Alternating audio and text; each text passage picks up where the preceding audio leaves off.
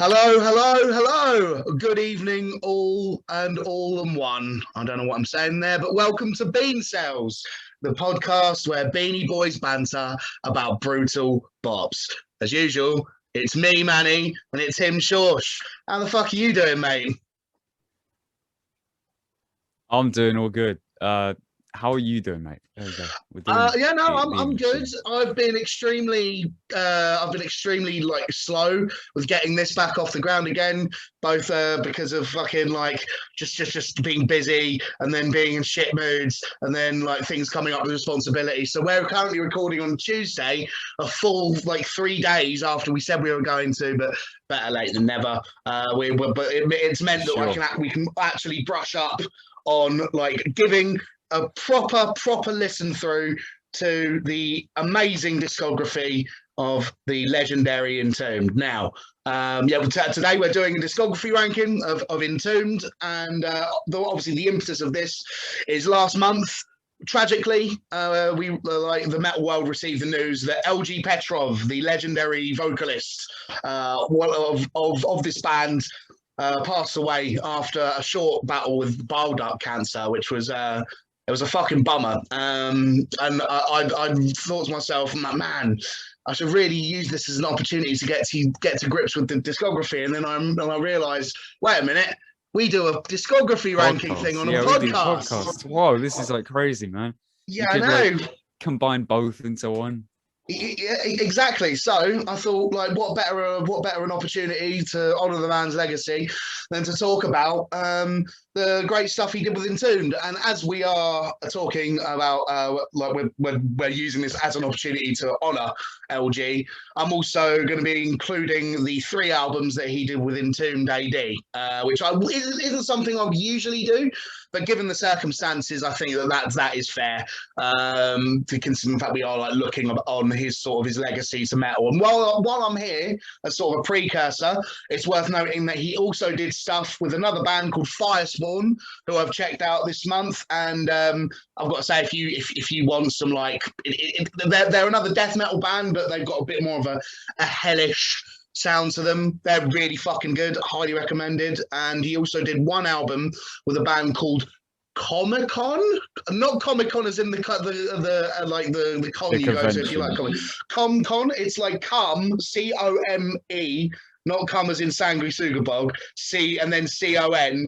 Right, it's like that, and he did one album with them in the short time that he wasn't in this band, and that's some really that's some good old school death metal if you like them. But yeah, he did that album with that band that I can't pronounce while he was kicked out of this band. There's one album in the classic sort of Entombed period, which we are going to still be covering, even though it doesn't have LG on it, which is Clandestine. And while they got the vocalist who they got in their band, who I'm going to Google when we get around to it, so I can mention who he is.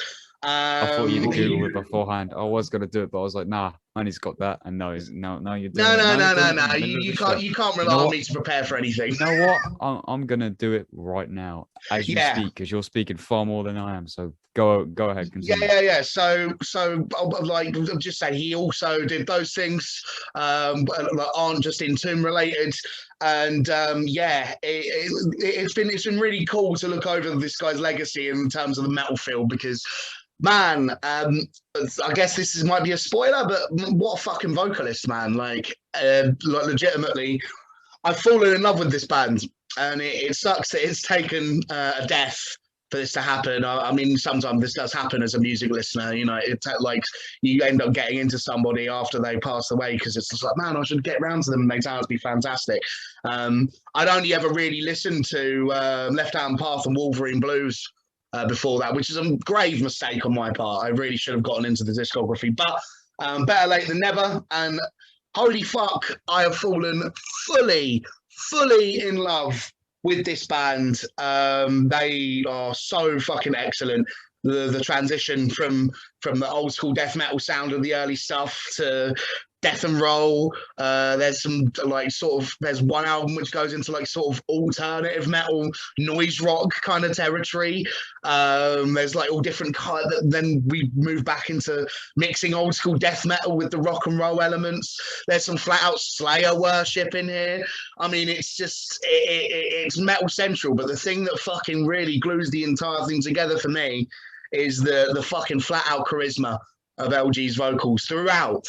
I don't think there's ever a point where his vocals dip below being just full of badassery. To me, there's so much attitude and personality, and I think I always like sort of really pointing out when a death metal vocalist is really able to bring a lot of energy and personality and fire and charisma to the table. And you know, as much as sometimes I do just like vocalists that go, you know, it's like not the fucking On Discord album, right? That's just the burble all the way through. Yeah. You was like, yeah, you should listen to Discord, and like, yeah, the riffs are sick, but it's literally just that gurgle with. Like No, but like they made a joke out of themselves because they put the last track on that album is called Burble, and it's literally just that vocal isolated on its own because they understood it was fucking retarded to have just a one vocal on the entire album. That sounded so dumb. But yeah, anyways, Entombed. Yeah, no, it's nice to be able to have somebody like this. Variation. I mean, also, like LG has a very I've forgotten the word, comprehensible voice.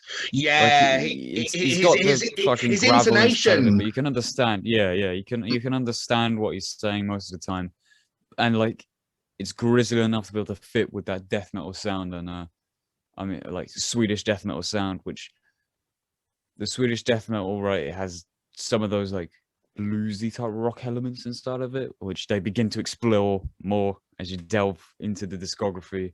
Yeah. So like it suits it because it's not just like a straight like guttural vocal or some fucking high screechy black metal shit, which does arrive actually. It does do some black metal like shit on one album, which I thought was really cool. But, definitely, yeah, he's definitely got like a recognizable voice. On one of the albums, I listened to it and I was like, that's not LG, and I'm fucking like. I'm gonna piss so many people off now. Oh, that's what we're here to do. We love hot takes, maybe even more than we love beans on this podcast. Oh, that's a hot take right there. Yeah, I know, it's ironic, right? Like that in itself is a hot take. But yes, we're gonna get headfirst into Entombed right now, and we're gonna start with I mean, like this is a fucking iconic debut. Classic album, shaped the sound of Swedish death metal. Yeah, completely. With Left Hand Path. I mean, this record is legitimately like it's about as important as any other. Like, really, it's like the most blueprint thing that has like existed in death metal, along with like fucking Leprosy as the blueprint for straight death metal, or like fucking Carcass Recapitulation for being the blueprint of gore grind. Yeah, like all that shit. This is the blueprint for Swedish death metal. The main thing that everyone took from this in Sweden was HM2 pedals. We fucking love HM2 pedals.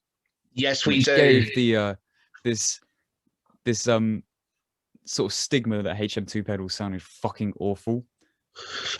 And then I watched this guy's like YouTube. Most people probably know him. He's called England, and he's like I know he does guitar related videos, and obviously he's from Sweden, so this sort of sounds very close to him.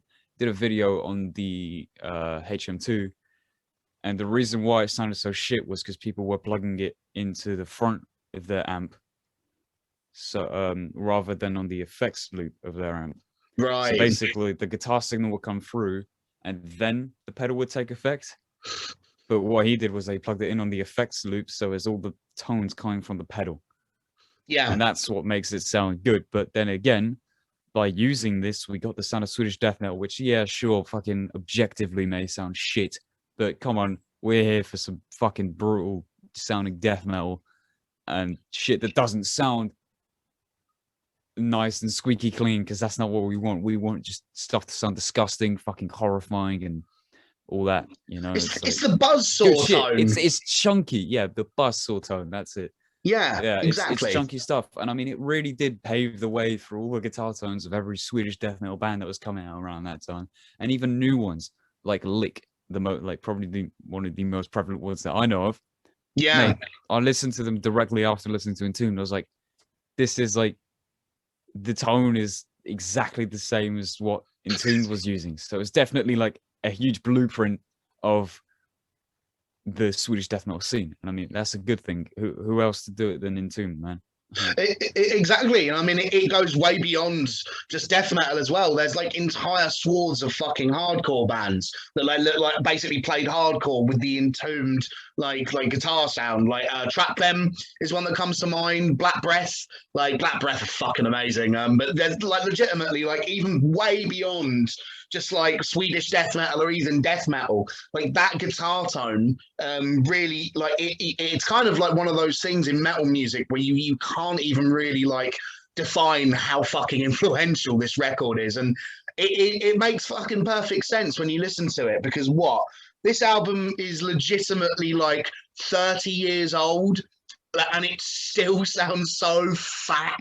It's like that guitar still holds up against time. Like it really, really legitimately does. It makes perfect fucking sense why this would have gone on to influence people, because I mean, even though like there's other things later on in their discography which I like more, which we'll get to. This is my favorite opening track of any of Entombed stuff, of any of the records. Sure. Starts out, I mean, the opening of the opening track is fucking cool because it's just a guy going, ah! And then absolutely no fucking around. Where there's a sample in the middle of it that's like, there is no God, Satan killed him. Is that this song, or is that a different song that has that sample in the middle of it? Oh, I'm not sure. You know, my memory's fantastic. But the part of the title track on this that gets me every single time is where it kind of goes into like horror movie kind of like B horror movie synths, and then like it goes into that fuck off doomy riff from the synths. Yeah. And it's like, to me, like actually that was the reason why one of the only criticisms of the Sanguisugabog album was that I wish that they'd integrated the synths more into the songs, is because of this. Yeah. Because this, the way that synth kind of pops up and then the riff comes on top of it, it makes my hair stand up on the back of my neck. It's one of those moments and thing where I'm in a fucking tune where I'm just like, this is why I like metal. Like, it's legitimately one of those things. It's like, if someone wanted to know like a few examples of what it is that keeps me coming back to it, I would legitimately just play them that. Because it's fucking power incarnate. It's fucking fantastic. Every fucking time it gets me. It's amazing. But even beyond that, man, like there's some amazing shit on this album. No, don't actually play it off my phone, you dickhead. Like when life has ceased is well fucking good. Yeah. One thing that I do want to note is that there was a vocal effect on Premature Autopsy. I wrote this down in my notes.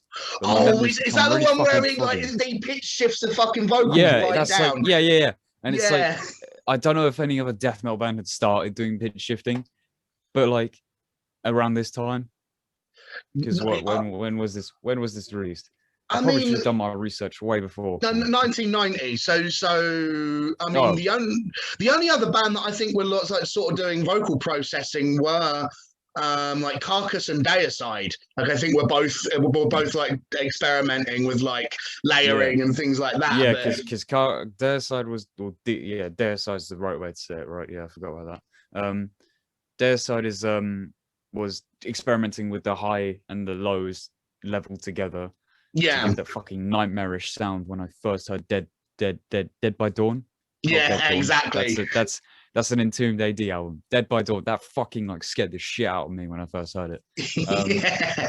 Then afterwards you had obviously Carcass with Bill Steer's vocals being fucking pitched down. So I mean, like really, this is like another thing that just inspired a lot of like fucking death metal bands to just become dumber and dumber and dumber, whereas like the vocals are just saying, I'm gonna pitch myself down, and then I just sound like It way does through the sound fucking album. it does sound fucking demonic though, doesn't it? Like that Yeah, is a oh, standout. I mean, on Premature Autopsy, man, it sounds so good. It sounds so Yeah, it good on this does. song. It sounds really good. It is fucking brilliant, man. Like I do fucking I love this fucking record. But I think it's time to move on to the album which doesn't have LG on. Have LG on it. It has Nick Anderson, a drummer on it. I just looked it up. Apparently, so in the like actual notes on the album, it said it was a different guy that did vocals, but apparently he didn't actually feature any vocals on there, which is weird. But it was Nick Anderson who did the vocals on this album, or All maybe right. it was the other guy. I haven't done extensive research.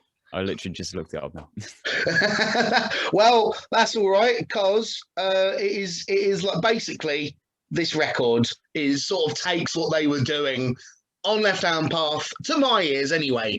It kind of takes what they were doing and just kind of fucking amps it up on steroids. Oh yeah, for sure, for sure, for sure. I mean, it makes it Rob Barrett voice. This is the Riff City, baby. yeah, everything about this is about 10 times sharper. So whereas like the kind of the quality of Left Hand Path that I really like is the kind of the sludgy doominess. This like it's definitely noticeably faster. It's also like the riff attack is a lot sharper. Yeah, the riffs have been upped a lot. I mean, they're throwing in so many fucking like notes in throughout and shit like that, and yeah, definitely, it definitely works. The drumming has upped. Like the drumming on this is noticeably amazing. fucking sick. Yeah, I mean it's proper so amazing. Good. Yeah, I remember when because I obviously listened to all the albums in like a quick row, and because Left Hand Path and Clandestine are right next to each other. I wrote down in my notes that Clandestine, the mix sounds really weird when you come off of Left Hand Path. Because it's probably not what you think of when you think Swedish death metal. Because having literally before this, having literally only listened to the Left Hand Path like twice, I hadn't heard any other Entombed album. That to me was the Swedish death metal sound. So it's very weird to come off to Clandestine, but then after like a minute into Living Dead, the first song, I was like, yeah, this mix is actually fucking gnarly. Like this mix just makes me want to punch the fuck out of someone. So good. It's definitely like it's not quite as low end, is it? Like it's sort of got a little bit more. It's been buzzsawed even more. Yeah, for sure. It kind of has more of a front, a straight ahead attack. Like there are some fucking excellent things on this. Also, speaking of Living Dead, that fucking scream that Nick does on the on the intro of that just reminded me so much of the first scream on not fuck the album fuck that Cannibal Corpse song, man, off of Vile, the first song off of Vile, Devoured by Vermin. That one. Yeah. It reminds me so much of that, where it's just this fucking high just booming through and you just didn't expect it. It's also ironic because it's a new vocalist, and it was a way of setting the new vocalist into being like, yeah, this guy can do something. It's like announcing their presence. Yeah, absolutely. Because that's what they said why they said they did it on Vile. So I guess maybe that's what they were doing here, even though he stayed for the one album. But like, it was a good fucking album. Yeah, no. I mean, like, as much as it only the kind of the legacy of this particular vocalist and this particular lineup does only extend to one record, man, oh man, this is fucking premium straight ahead death metal. I mean, there's a whole section of this. I'd say everything from sort of Evelyn to Crawl. That fucking section of songs is just ripping. Yeah. It just fucking kills. Like every time that part of the album comes through, I am headbanging. Crawl itself is it's like a legendary song, right? That was the known song of the album. I'm pretty sure it's a single as well, right? Yeah. Crawl is like a fucking song, and I mean the riff itself appoints Crawls, and that's what I fucking love about it. Yes, it's so fucking good. Like I really enjoyed this album thoroughly all the way through. like I said, Living Dead is a sick track. Then offers I gotta look at my Spotify to remember the names of the tracks. Don't worry, we're both doing Evelyn was also really good. Yeah. Evelyn was really good. Then, as Evelyn I is said, sick. Call. I mean, that's just a legendary Swedish death metal track. Sinners Bleed. How could I forget? Sinners Bleed has like a sick chorus inside of it. Yes. But yeah, no, it's such a good album. Such a good album. It is. Man, what a fucking rager. I mean, I'd heard there is kind of a cult of people who like really rank this like as their favorite Entombed record. So I've always known that it's highly revered, but it's good to know that like those people aren't silly. Like this is a serious 2-record fucking streak to get your band started on, I think. But yeah, I think we can safely move on from this one. Have you got anything else you'd like to say about it? No. All right, cool. Not at the moment.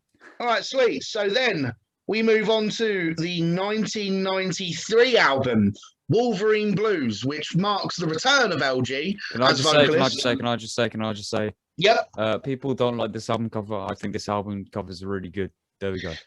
What of Wolverine Blues? I've always kind of taken issue with the framing a little bit. Like it just kind of sets off my OCD-ish like tendencies. Yeah, I don't know. Like, don't get me wrong. Like, I guess it has personality. It makes it quite like distinct. But I'm not a big fan of the cover, to be perfectly honest. We were talking about this the other day actually. How you thought skulls are really fucking cool on album covers, where I think they can be really really cringe. But here I think it works well. It's in a twisted sort of way, and it works well. Yeah, no, it is. That's the thing. I do actually like the image. I just don't like the fact that it's been cropped and centre lefted. Yeah, you have to squint. That's my whole thing. But this album marks the return of LG as a vocalist, and we've got the original lineup back on track. And this marks a pretty drastic change in sound for Entombed. This begins. I don't know if there were any other bands that were kind of doing this beforehand, but I know for a fact that Entombed are the most like kind of well-known and revered band within this style. They start taking on what's known as death and roll, which is essentially death metal with a really big blues influence, like sort of bluesy metal, like kind of like Black Sabbathy maybe. It's like got a rock and roll kind of a thing going on. The Black Sabbath thing. Black Sabbath thing is a good thing to say, because especially on one of their albums, I thought immediately like that's a Black Sabbath riff being played by Entombed. Mate, there's a few tunes later on which are legitimate, just full on Black Sabbath worship, which I'm fine with, but we'll get to that. This to me marks where this band really start leaning into playing tunes that just feel like the kind of thing you would blast out of your car stereo while driving down fucking like an American back road in your fucking Chevy and like 80 miles an hour, wearing sunglasses, smoke a cigarette dangling out of your mouth, and the police are chasing you. I don't know. It just gives me that kind of vibe. It's like an outlaw kind of a thing going on. And I fucking love it. Yeah, I could agree with you there, especially on the chorus of the song "Full of Hell." I might as well preface that probably inspired that band's name, right? I don't know. 100%, it must have done. Yeah, like how else are you gonna come with the word "full of hell"? But otherwise, I'm full of hell. That fucking part was like, yeah, I'm full of hell. There's no need to hear that. And absolutely. I get the outlaw. I get the outlaw thing of it. Like, from that. Also, the song title "Hollow Man" gave me a hernia. I was really confused. I was like, "No, does that say Halloween? Hollow Man?" I couldn't fucking read it properly. I was like really debating in my head whether it was Halloween or Hollow Man. And, it gave me a hernia, sent me into a different realm, and I'm sure it's going to come for a few minutes as well. Oh yeah, for sure. I mean, all of these are sick tunes. There's no denying that. The death and roll thing here was really done well for a first effort. Done so well. Well, 100%, and it like that's the thing. I feel as though they could have like just sort of bombarded into this like sound without fucking like really taking the time to properly like get it down properly. But man, they fucking nailed it. Like, Oh yeah. Well, I mean, this is another album by them that's regarded very highly as well. So stupidly influential, guess I think. for it to be Yeah, their first, yeah, for it to be the first, like the first time they tried this, and lots of people like it over all their other albums that are in the death metal, sorry, no, death and roll style. It's obviously a good album. That's for sure. Maybe it's because it was, like, say, influential because it was the first one that came out by them. People were hearing it and they were like, "We're gonna start doing that now." And because of how influential it was, that was the only one that was really regarded. So that is possible. That is possible. yeah, maybe. I mean, there's a band that I think are called Gorefest that sort of dabbled in a bit of this stuff where it's like death metal with a real classic rock kind of an element to it. And I've only read about them though. I haven't listened to them. I don't think not off the top of my head. Listen to them. Yeah, but yeah, I can see fully well why this would have fucking knocked people's like fucking socks off. There's I think my favorite moment on this It album. probably also would have pissed some people off. Well, oh man, without question, man, you're fucking like you're playing to death metal fans. Like we're a fucking stubborn bunch. Like it's like the fucking bit out of Family Guy where Stewie's just like, "What is this? I don't like this. I don't like change." Yeah, you know, you referenced this in another episode as well. Now, yeah, I know. There you go. I don't like change. I don't like referencing new things. I like to stick to the same old. But it is like I think for them to like even get this sound over at all on like metalheads who are famously opinionated and like things a certain way just shows that they clearly did it extremely well. My favorite moment on this album, and this is another thing that people figure out about me. It's a sample. It's the bit in Rotten Soil every fucking time. Like you know the part just like we're like, "Wake up, you little shit! We've got company." Like whatever it is, he said every time it comes around, I'm just like, "Oh, that's so badass!" It's so cool. Yeah, I always love like a good sample that's like not just a sample of horror film, unless obviously you're Mortician, then you get a pass. But like so many bands, especially take that one from The Exorcist, where it's like, as he watches as I rip and cut and mutilate the innocent. So many bands have used that sample from The Exorcist. At least I believe it's from The Exorcist. Yeah, there are a few movies which have been definitely a bit oversampled by metal bands. There's the famous monologue from the it's from the guy on the what's that fucking movie called? Network.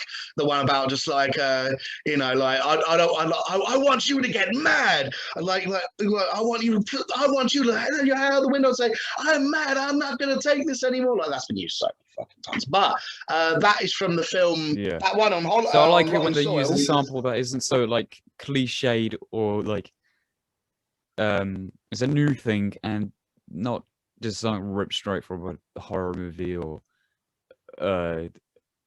something that everyone knows. It's kind of fun, especially if it's like a funny sample at the same time, or it just works well with the song or makes sense. It's always a good time when you have good samples.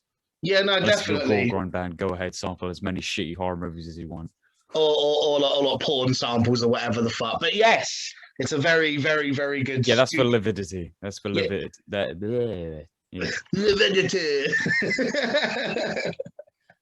I couldn't say it. Lividity. There we go. That's for them. They really like those samples. That's for sure. They do. But yeah, this is a fucking sick album.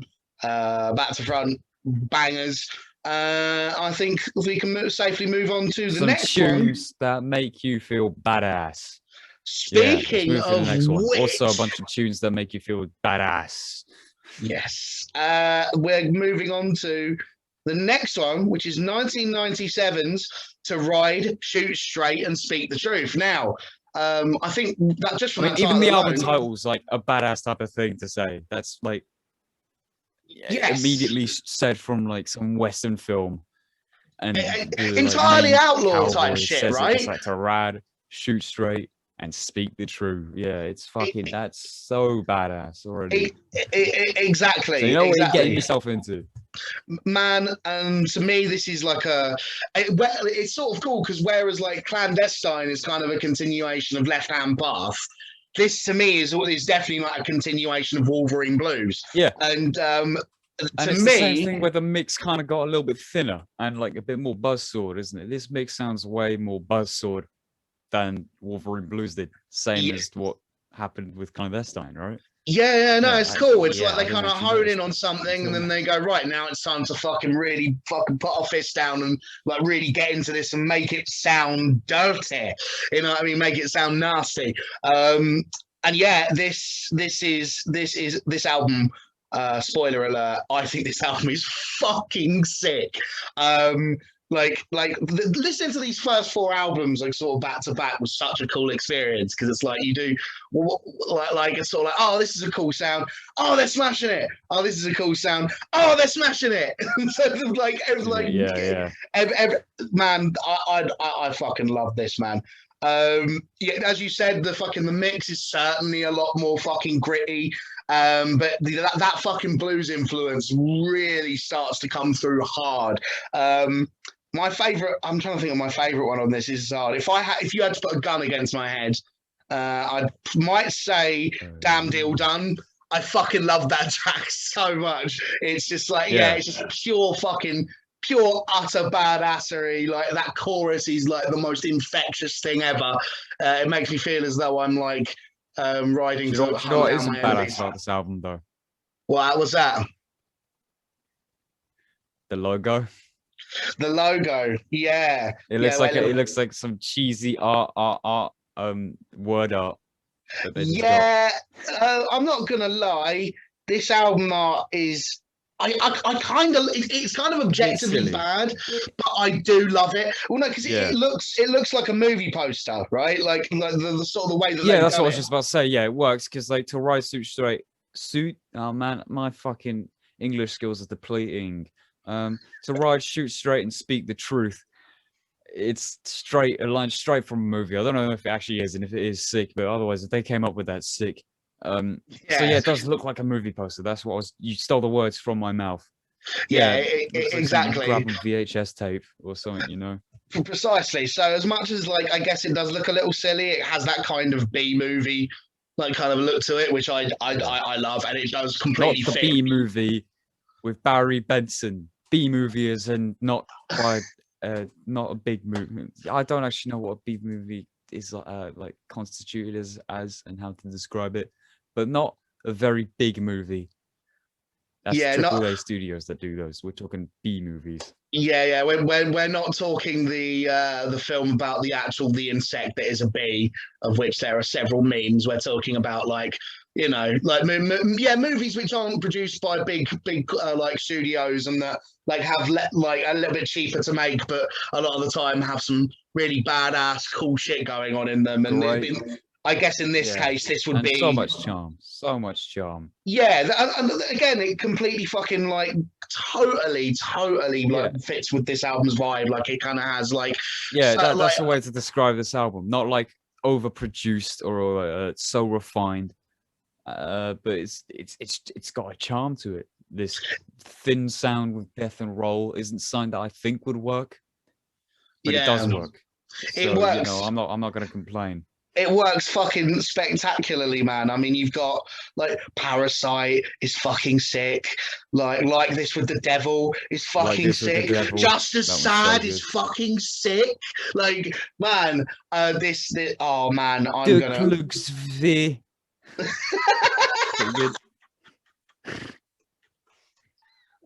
Oh, that was amazing. Yeah, I mean that'll do. I was gonna edit that out and make me look like such a dumbass. Oh, whatever. No, we don't edit a thing. You know how we do. But yes, we don't care. We don't care at all. Right. That's that record, and that's a good one. Now on to what I think. Now it's same difference. Not the self-titled. The self-titled is a compilation, so we don't talk about that. But this came out the very next year, which is like quite a contrast in between the I think like the 4-year gap in between. You know, I didn't realize that, and that's very odd to release an album, then release a compilation album the same year, and then release a new album. That's a lot of stuff all in one go. I would have thought a compilation album would have just been to stick it out for whilst they were writing something. Yeah. I mean, I don't know who was in charge of. We're not going to Sort complain. of... More Entombed is more Entombed. Exactly. But yeah, I think it's safe to say that this one is probably their most divisive album, which is, it's kind of obvious when you listen to the contents of it, why that would be. So, you know, up to this point, they've been sort of carving out this death and roll style. And then on this record, they basically go like alternative metal slash with like a real noise rock influence. It's like a real U-turn in terms of sound. Like the riff style is completely different. Like I wouldn't even really, not in the sense that, well, it's a metal record, but not in the way that they've been pulling from metal up to this point. Like it's certainly, like the guitars are big and beefy, but yeah, like I said, there's like a real sort of... It's not big and beefy as in like a slam style or a death metal style would be. As big and beefy as in it's got like groove. Once again, not groove like slam style. It's almost well, I guess a groove metal style groove, right? But not exactly what you hear from quintessential groove metal band Pantera. No. But it's more these like sludgy doom style riffs. Talk about the Black Sabbath thing. It kind of fits in with that, with just these open notes and these like hammer on pull offs with the open notes and all that kind of shit. Yeah. So it's way more sludgy.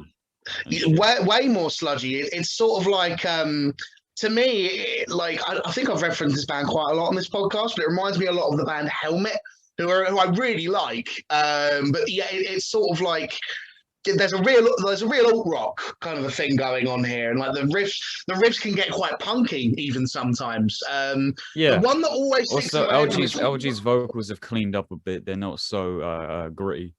Yeah, no. Whereas on the last one, you know, he's got that kind of which is something that you mentioned on a specific group, where you said LG was able to like totally put himself into this new sound, and the band was able to fall into it so normally and not something that sounds forced and unwanted to be done. You know, completely. So that's pretty impressive. That's pretty impressive. This is the thing, like, you know, on to shoot straight, ride and speak the truth, whatever the fuck it's called. Obviously, you know, he's got that kind of like shoot straight and speak the truth. That's the one. He's kind of got this, like, you could almost say it's kind of like a death metal Lemmy thing going on. It's like super gravelly, like really like. Oh yeah, for sure. It's got also, this. Also the badasseries there. Yeah, exactly. Yeah, it's like it's like I'm gonna chug whiskey, shoot guns, and fuck your girlfriend type music. Whereas on this, and I'm not gonna give a single shit about. Yeah, exactly, right. It's that kind of a vibe. Whereas on this, he kind of comes off as being more of like more kind of a hardcore vocalist or a punk vocalist. It's more of like a clean shouted kind of a thing. Yeah. There's way more emphasis placed on like his the way that he fucking pronounces his words a lot more. It's really easy to understand what he's saying.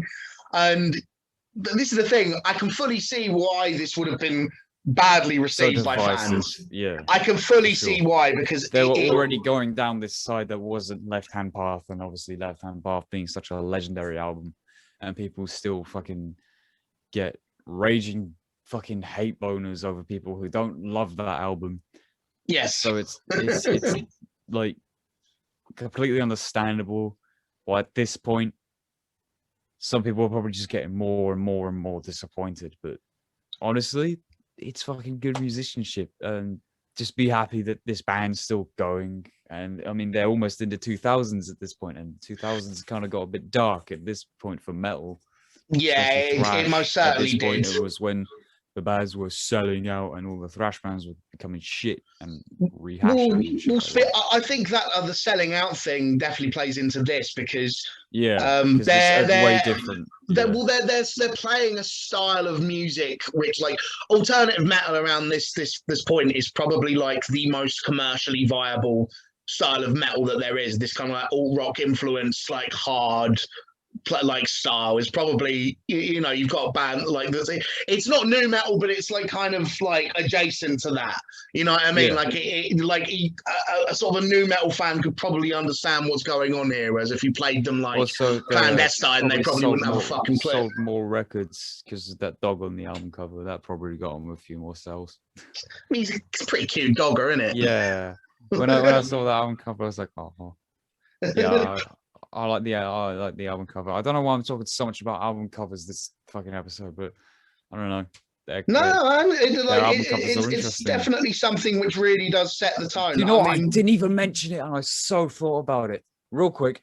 Left Hand Path totally has that thing of like the Morbid Angel first album. No, it's not called Immortal Rights. That's a song.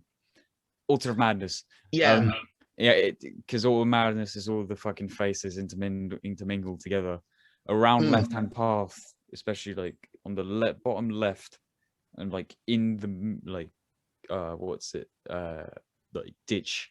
Yeah, it's over there. There's all these intermingled forms, which is like a big thing with death metal. I know the Autopsy album, Mental Funeral, has that kind of intermingled type forms. Yeah, so I think album covers are following a bit of a trend there in death metal. Well, I'm pretty sure both the Altars of Madness and Left Hand Path covers were both done by Dan Seagrave. And I think they're both Dan Seagrave covers. I know he did Left Hand Path. I'm almost certain he did both of those. So, and like he's one of the single most influential like extreme metal like cover artists of anybody. I'd say probably along with Wes Benscott. Wes Benscott is pretty well known, especially the death metal stuff. Wes Benscott is used a lot. Yeah, absolutely. But no, I mean, you're not wrong to go on about album covers because they do set a tone. And beyond just a dog, the cover of this, like the way that like obviously we've got a complete lack of a logo. It's just like Entombed in like kind of like lettering. Yeah, like word art, and it's got that kind with of an upside cross. With an upside cross, which is weird. Normally it'd be an upside down cross. Why is it an upside cross? I thought they had. Yeah, I didn't notice that. Or is that meant to be a cross because the line goes further? I'm not sure, but I wouldn't be surprised if that was slightly intentional. But it's definitely got that kind of 90s thing of having sepia. Like a lot of album covers from around that time had the kind of the sepia filter on the front thing. Yeah. So again, like you can definitely like put at them if you wanted to that they were kind of trend following. Even though I like to be honest with you, I think they were fucking really good at it. There's some brilliant tracks on this album, and LG they definitely didn't do it shit just to make money. They put some thought into it. It feels as though they actually wanted to do this sort of thing. I'm not gonna lie, the part of this album that always gets in my head, I don't know if it's the first or second track, but there's that fucking riff, and it's such a weird riff for this band, especially where it's just literally just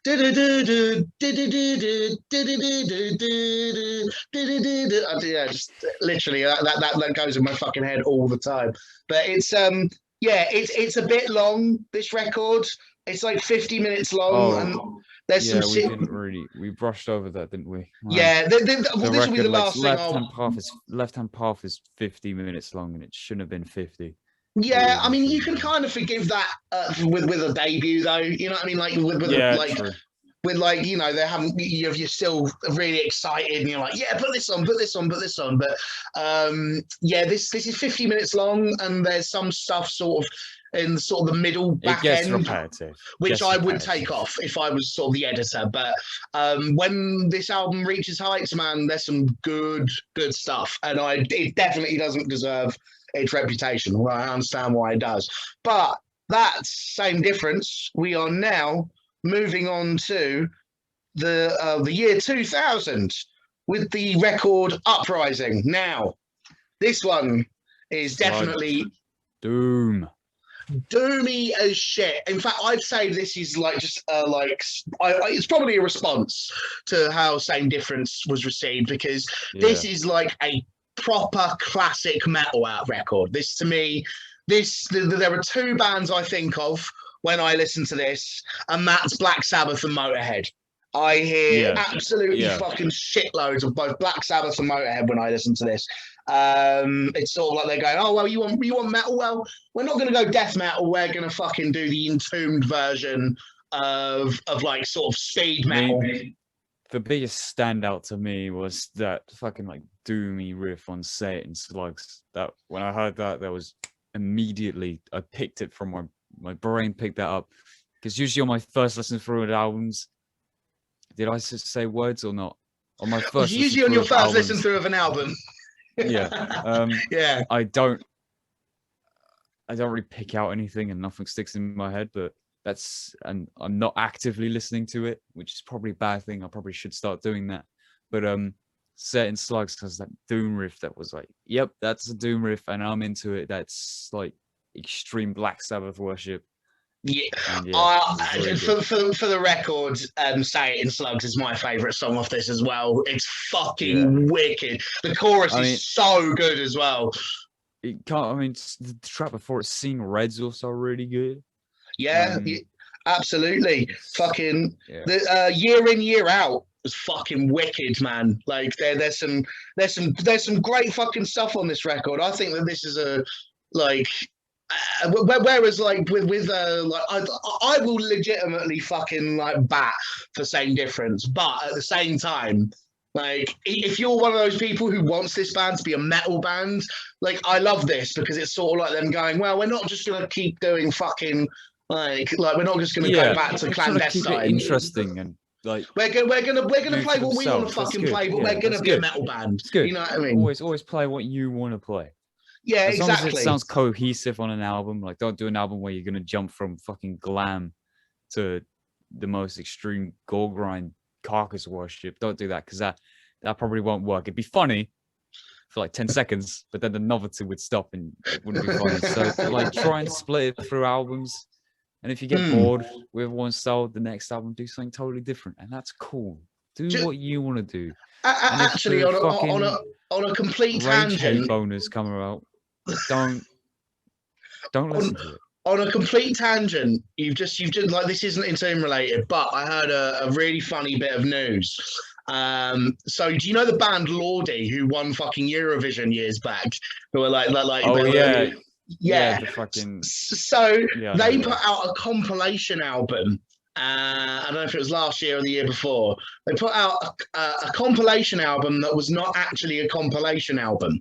It was a fake compilation album consisting of songs from records that didn't actually exist, but all of the songs were completely different, and it was meant to be like them through the ages. So it was them going like glam, like thrash, speed metal, black metal, death metal, whatever, right? Whereas now they've actually made like 7 albums worth of material where it's like they're doing all of the styles that are on that record over the whole album, and they're releasing them all this year.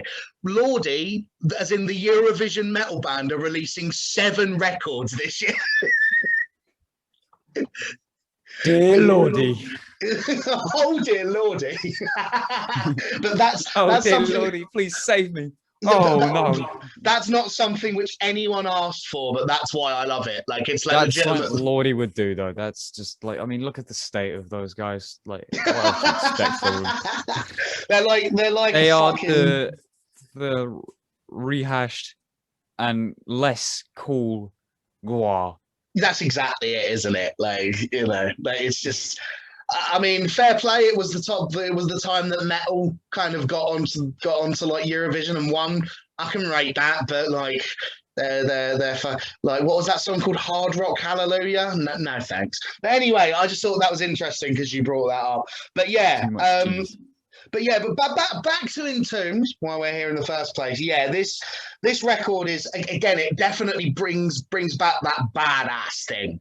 Like, because like that's another thing with Same Difference. Is Same Difference kind of feels a little bit more like it feels quite uncertain of itself, like in a good way. Like, it feels as though it's kind of an expression from being uncertain of of itself and being so long, it does get like even more.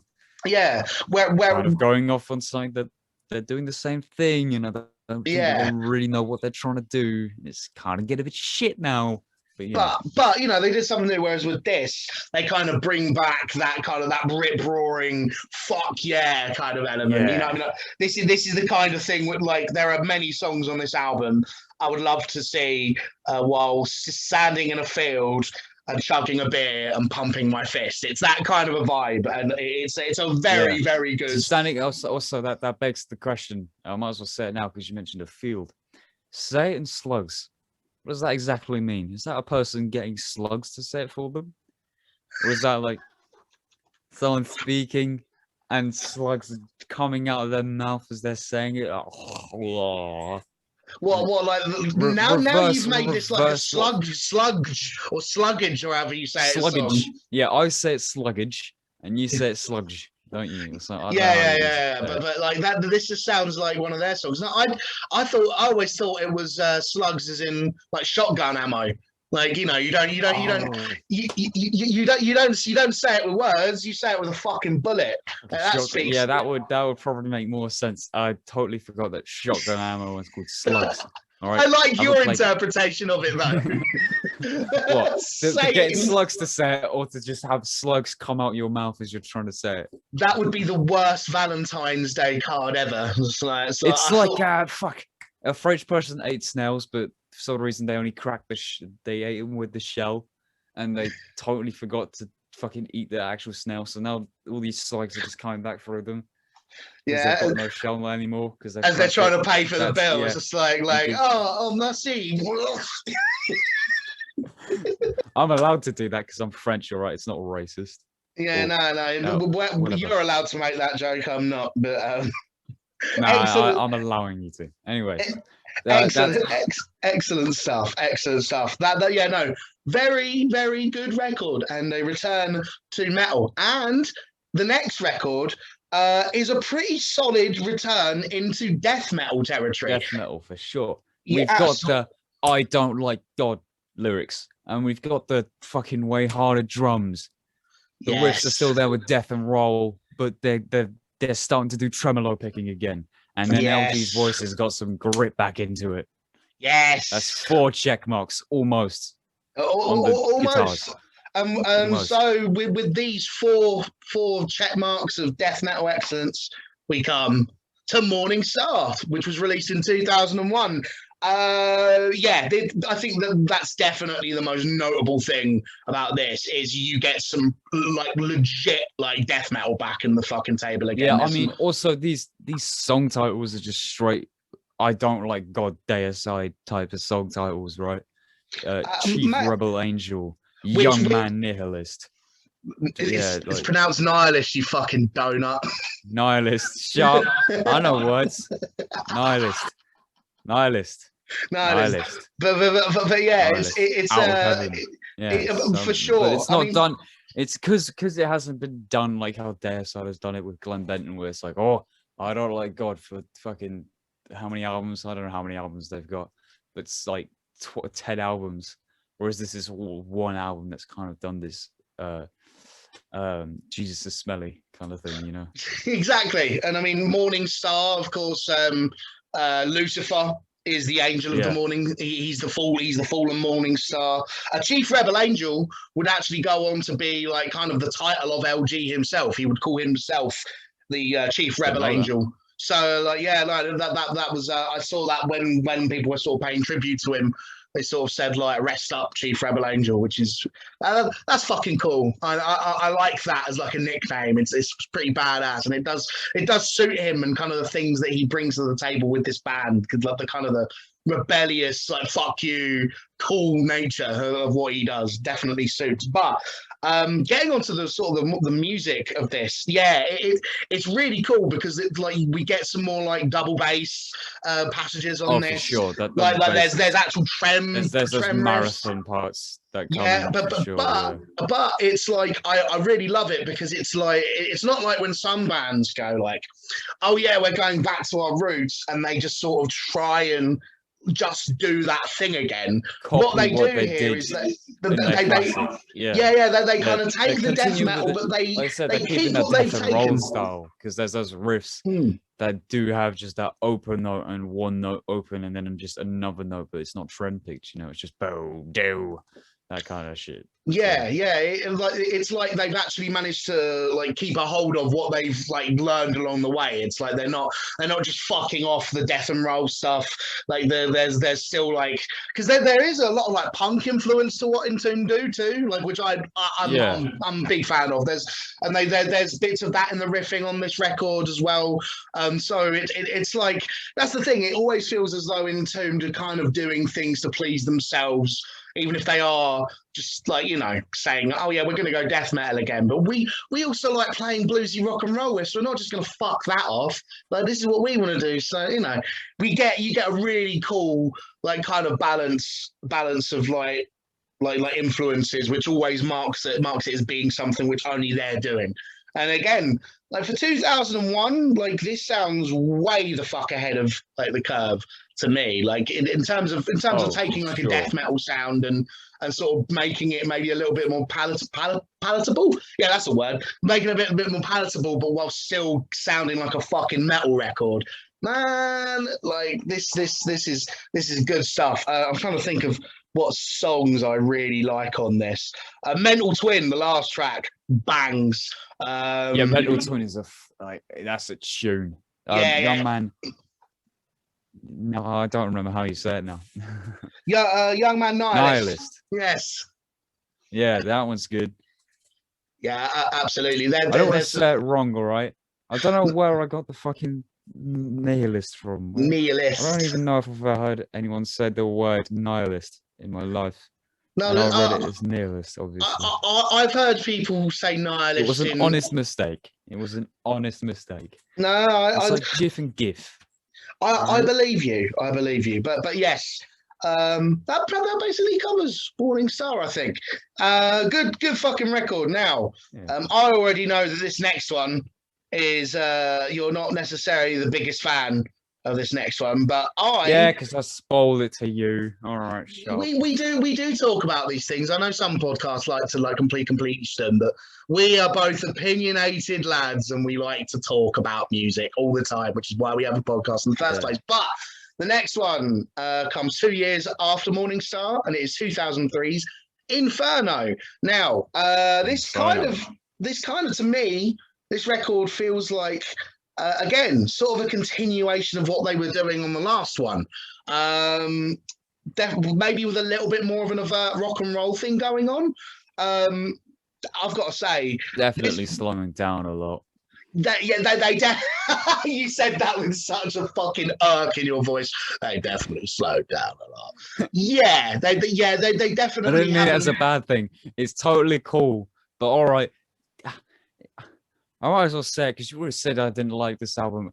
I just got really bored of this. The only thing that cheered me up was that's when I became a Satanist, because that was immediately I was like anal cunt when I heard that's when I became a Satanist, because that was such an anal cunt sounding song, but just changed the word Satanist to something slightly more offensive, and there you go. You got an analist. It's an anal cunt song. That's what I'm looking for. The thing that kind of saves this album, and it's the thing which I like about this, is LG though.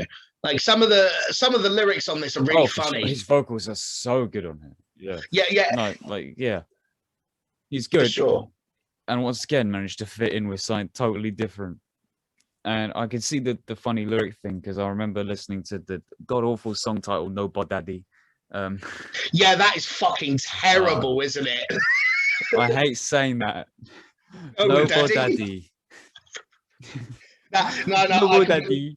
That is like legitimately one of the worst song titles I've heard for a very long time. Yeah. I read that and I was like, oh, that's like awfully cringy, but fucked, but like kind of dumb, and just I don't like saying it. I don't like saying it unless if I say it in a funny voice. If I say it seriously, it sounds really weird. Yeah, it's a bit off, but I think it's on this. I just read the fucking flexing muscles. God damn you, whoever wrote the song titles. What were you thinking? This is the thing, Flexing though. Like muscles. on this album, LG really shines through as like the kind of the center point, and some of the lyrics on this are fucking funny. Like there's a real like sense of humor Yeah. that All right. starts to I come haven't through read on a the lot of this lyrics, stuff. so I probably wouldn't know. And Uh, being used to them being a more serious kind of band, I don't think, because I hadn't read the lyrics, I don't think I'd known that it was a joke kind of thing as far as the lyrics went. So I probably would have hmm. taken that in a different way than just think all the song titles are a bit silly. But you know, whatever. No, like what I think it's on this one. I mean, it might be on the next one, but I think it is this. It could have even been on Morningstar, but there is a line that sticks in my head from one of these where he says, "I hope you're ready to suck cocks in hell. It's not so bad once you get used to the smell." Like which I Oh, enjoyed mate, thoroughly. that reminds me of another of a lyric by a different band Hit that me with made me it. laugh a lot. But Oh I won't talk. yeah. Of Sharp, course. sharp, No, sharp. no. We're here to talk about Entombed, but Because I know the lyrics. All right, sharp. there's some legitimately really great lyrics. I would encourage anyone to have a look at this. Again, I would say maybe a bit long, and I would like. There's a couple of tracks which were definitely filler, like for sure. In terms of like there's a couple of moments that lose momentum for me towards the back end, but definitely worth it for LG's lyrics. Okay. I totally wrote in my notes. The drums try to be thrash at some points with the double bass, but he's doing it over an underwhelming riff. Like Yeah, that's not right. Stop doing that. And the song "Children of the Underworld," which at first really just reminded me of the song titled "Children of the Grave" by Black Sabbath, ironically. But this one sounds like a mellow section in a Machine Head song. Yeah, I know what you That's mean. fine. But then afterwards it goes on and on. And okay, we haven't built up yet. It's still mellow. All right, we're just gonna continue with the mellow Machine Head thing where we're having less distorted guitars than what Machine Head would have had, and our natural harmonics just sound like bing bing all the time. And throughout the entire track, that's like what, 3 minutes. And the only good thing about it is that it's not Rob on vocals, it's LG.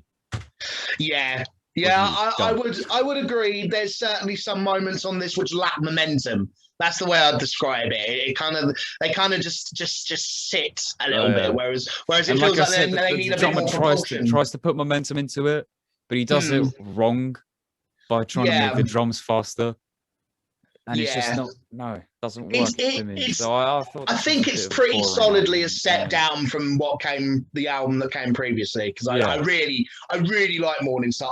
I don't dislike it as much as you. I think there's some really good moments, but I think overall, maybe I'm being too overly critical on it.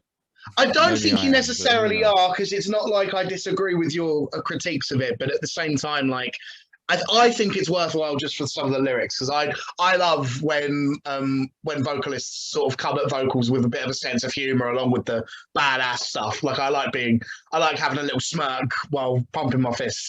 You know what I mean? It's good fun. But I think that will do with Inferno, and we shall move onto the 2007 album called Serpent Saints: The 10 Amendments. Now, Saints, the 10. Yeah, this one is a huge step up. We've definitely gone back to the death metal thing. And this is the album with the black metal shrieking soul stuff on it, and it's so fucking cool. They're like for sure. If while we're focusing on LG, he definitely does bring a little bit more like high register kind of fry screams, which is like doesn't really have a precedent before, which goes to prove like there's always a level of pushing things, at least. He's pushing himself and trying to learn something new. Yeah, sure. And at this point this band is what, like fucking like 17 years into their career. and they're something like that, you know, and they're pushing. I mean, I think they would have existed a little bit before fucking they released Left Hand Path, so even before then, more than Oh yeah, that. for sure. I mean, if it's a 50-minute album, they're gonna have existed a bit beforehand.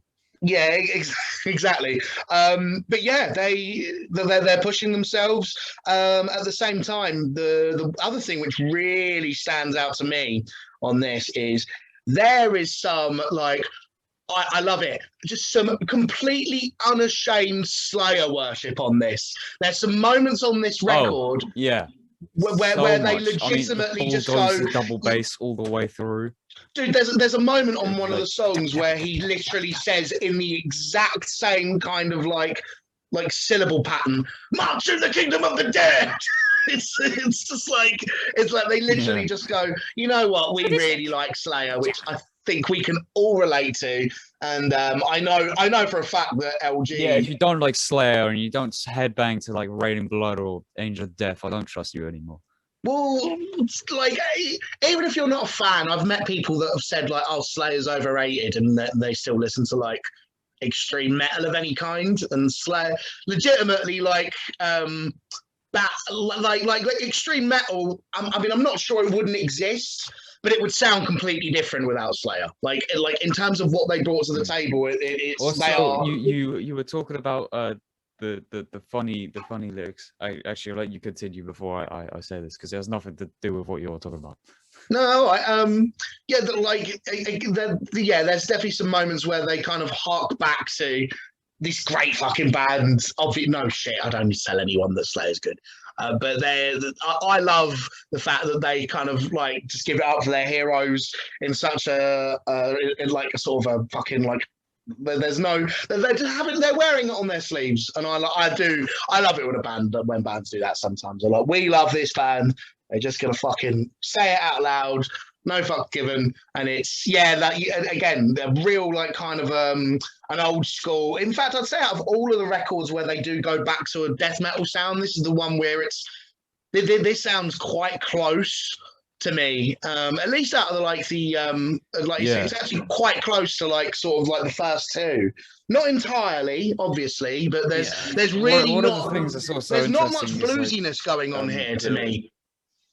Yeah, the riffs that they used to write, where it's got these, as I wrote in my fucking notes, interesting twists in the riffs. Those interesting twists are back, where it's going to something that you may have not expected all of a sudden and evolving that riff, taking it and making the riffs have a few more notes in them and hitting a few power chords on the way along with those just single note stuff. It was good to hear. And then they have kept some of the doomy stuff because or slower stuff because the riff at the start of In the Blood is a little bit slower. Yes. And is also kind of a Slayer worship type thing because it reminds me of that song that I do not remember the title of, where it's like that Slayer song. I don't know if I did it very well. Oh no, I know it and I don't. Oh, we're both terrible. South of Heaven? Is that South of Heaven? South of Heaven is like. That's South of Heaven. That's my favourite Slayer song by far. I'm really trying to. Fuck it, forget it. Just carry on. The Abyss. Oh, Seasons in the Abyss. It probably is actually. Either way. Yeah. Yeah. At the start of that song, but either way. Yeah. So, I mean, fucking returning back to the death metal type thing, taking Slayer influence, which is good because some Slayer songs have like the tremolo pick type stuff, which is almost a death metal, like pre-death metal type of riff. I don't think you get death metal without Slayer. Like as much as they're not a death metal band, I was just about to say out of all the thrash bands, Slayer was the one to make the like idea for a death metal riff. Absolutely. But also, I wrote it down in my notes. Yo, COD Zombies, because there was literally a part in this which had the same sound that the zombies. I don't know which song it was, but the same type of sound that the zombies would make in Call of Duty, where it's like yeah, with the Oh fucking, yeah. reverb type of thing on the back, you know. Yeah, When he was doing yeah, vocals, there was that in the background, which I thought was fucking funny.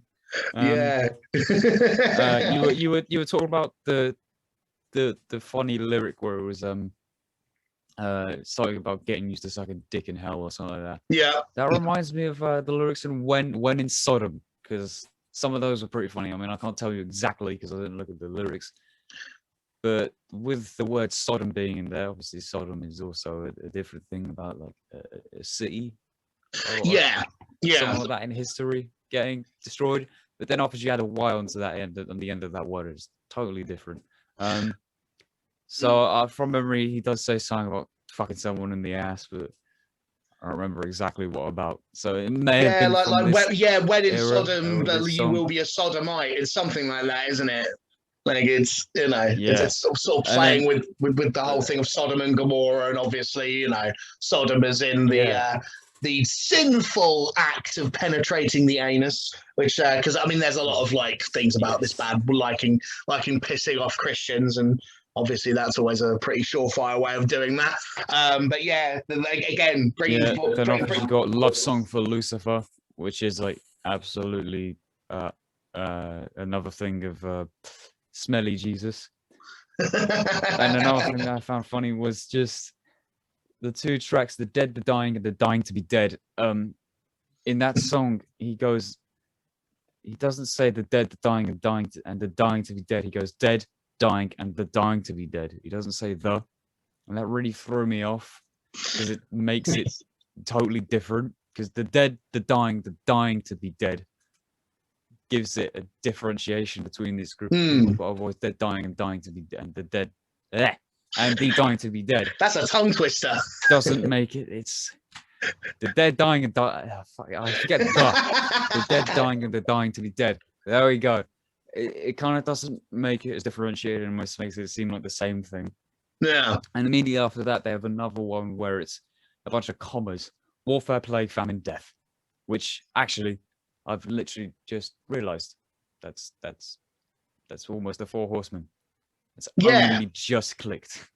Yeah, no, that is the Almost, right? what is there one missing from Well, that? it is. No, it is. Yeah, that is the Four Horsemen. No, That's the Four literally the Horsemen. Four Sorry, Horsemen. it's because Yeah. I don't think he's called Warfare. I'm pretty sure he's just called War.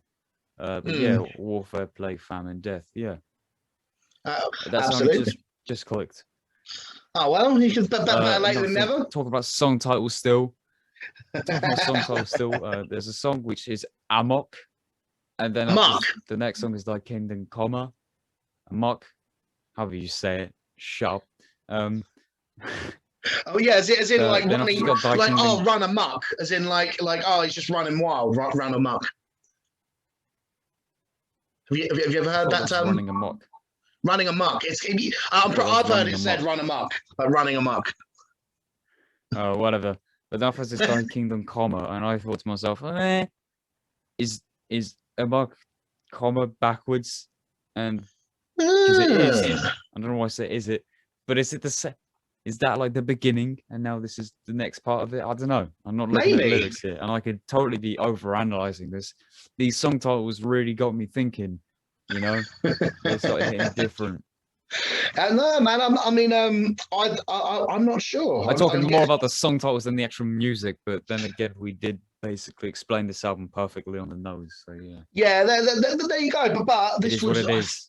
I think this would definitely warrant a bit of further investigation. So I'll have to give this a little look in and see if there's any particular sort of links between these two. Although you might be overanalyzing with the Amok, Thy Kingdom Coma thing, but or comma, whatever it is. But maybe you're on something. Maybe I'm the dumb one. Maybe your view. I hope it's not spelled comma, because otherwise that's another fucking comma in this album, and there's already. No, I think it's called comma. I'm not sure. But anyway, that brings us to the end. Moving on after a big digression. That brings us to the end of the records that were released by the original lineup of Entombed, as just Entombed. And then it all sucked. No, I'm joking. No, it didn't. No, it definitely didn't. No, But, no, it didn't. It definitely didn't. No, but we then move on to the Entombed AD, which was essentially some members of Entombed staying on and some not staying on, and as is usually the case with these kinds of things, because like people in that band, the original lineup owned the rights to the name. You know, they had to change it to Entombed AD. There's been a few sort of cases of this over the years where like they've had Makes sense. It does. But I think you can after death. Yeah, exactly. You can definitely sort of take this as being a continuation of what was going on previously. There's enough members like moving over, and they also followed the rule of the first album being very long, the next album being a little bit shorter, and the last album being shorter than that. They followed that rule. Absolutely. So yeah, the first one, 2014. So that is a fucking that's 7 years. Long time. 7 years later. 7 years. 7 years. That's a big old fucking gap. We go on to a Back to the Front, which I wonder, like, speaking of, if we want to overanalyze titles, I wonder what that kind of means. Do you think it's like them getting back to basics and sort of getting back to what they were kind of known for? Like, because I'm gonna be honest, I totally read this album title as Back to Front. I didn't see the. Yeah. Yeah. No. I literally only just seen it. Easy to miss. This has made me realize that I cannot read. This ranking has made me realize I cannot read. My English skills have all of a sudden just, I don't know what's happened. I don't know what's happened. What the fuck has happened? It's a pandemic. It's a pandemic. We've all had a lot to consider and think about. Our brain powers have all been tested and dragged down into the pit. But this record is most certainly like them kind of going back to carrying on this kind of the more death metal sound. But also these song titles are so death metal. These song titles are very death metal. I mean, Kill to Live, Pandemic Rage, Bait and Bleed, relatable, Waiting for Death. Yeah. So these are very death metal. Vulture and the Traitor. I mean, yeah, you know, you can't go too wrong. And Eternal Woe. Yeah, I mean, you know, it's all pretty fucking morbid, but where I think as well, there's a real noticeable upsurge of energy on this. I don't know if that's to do with any of the people I don't actually know who the members who carried forward into this band and who didn't, and who the new members who they got to play in this band are.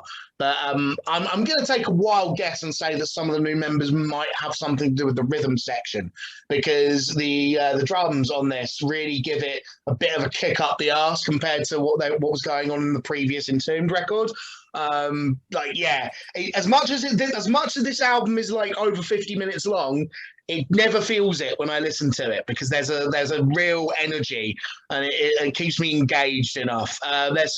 There's some fucking good old tracks on this record. I do like Bait and Bleed. I don't know if that's because like subconsciously it kind of sounds like Wait and Bleed, the Slipknot song, and like my brain's stupid. I knew you were gonna say that.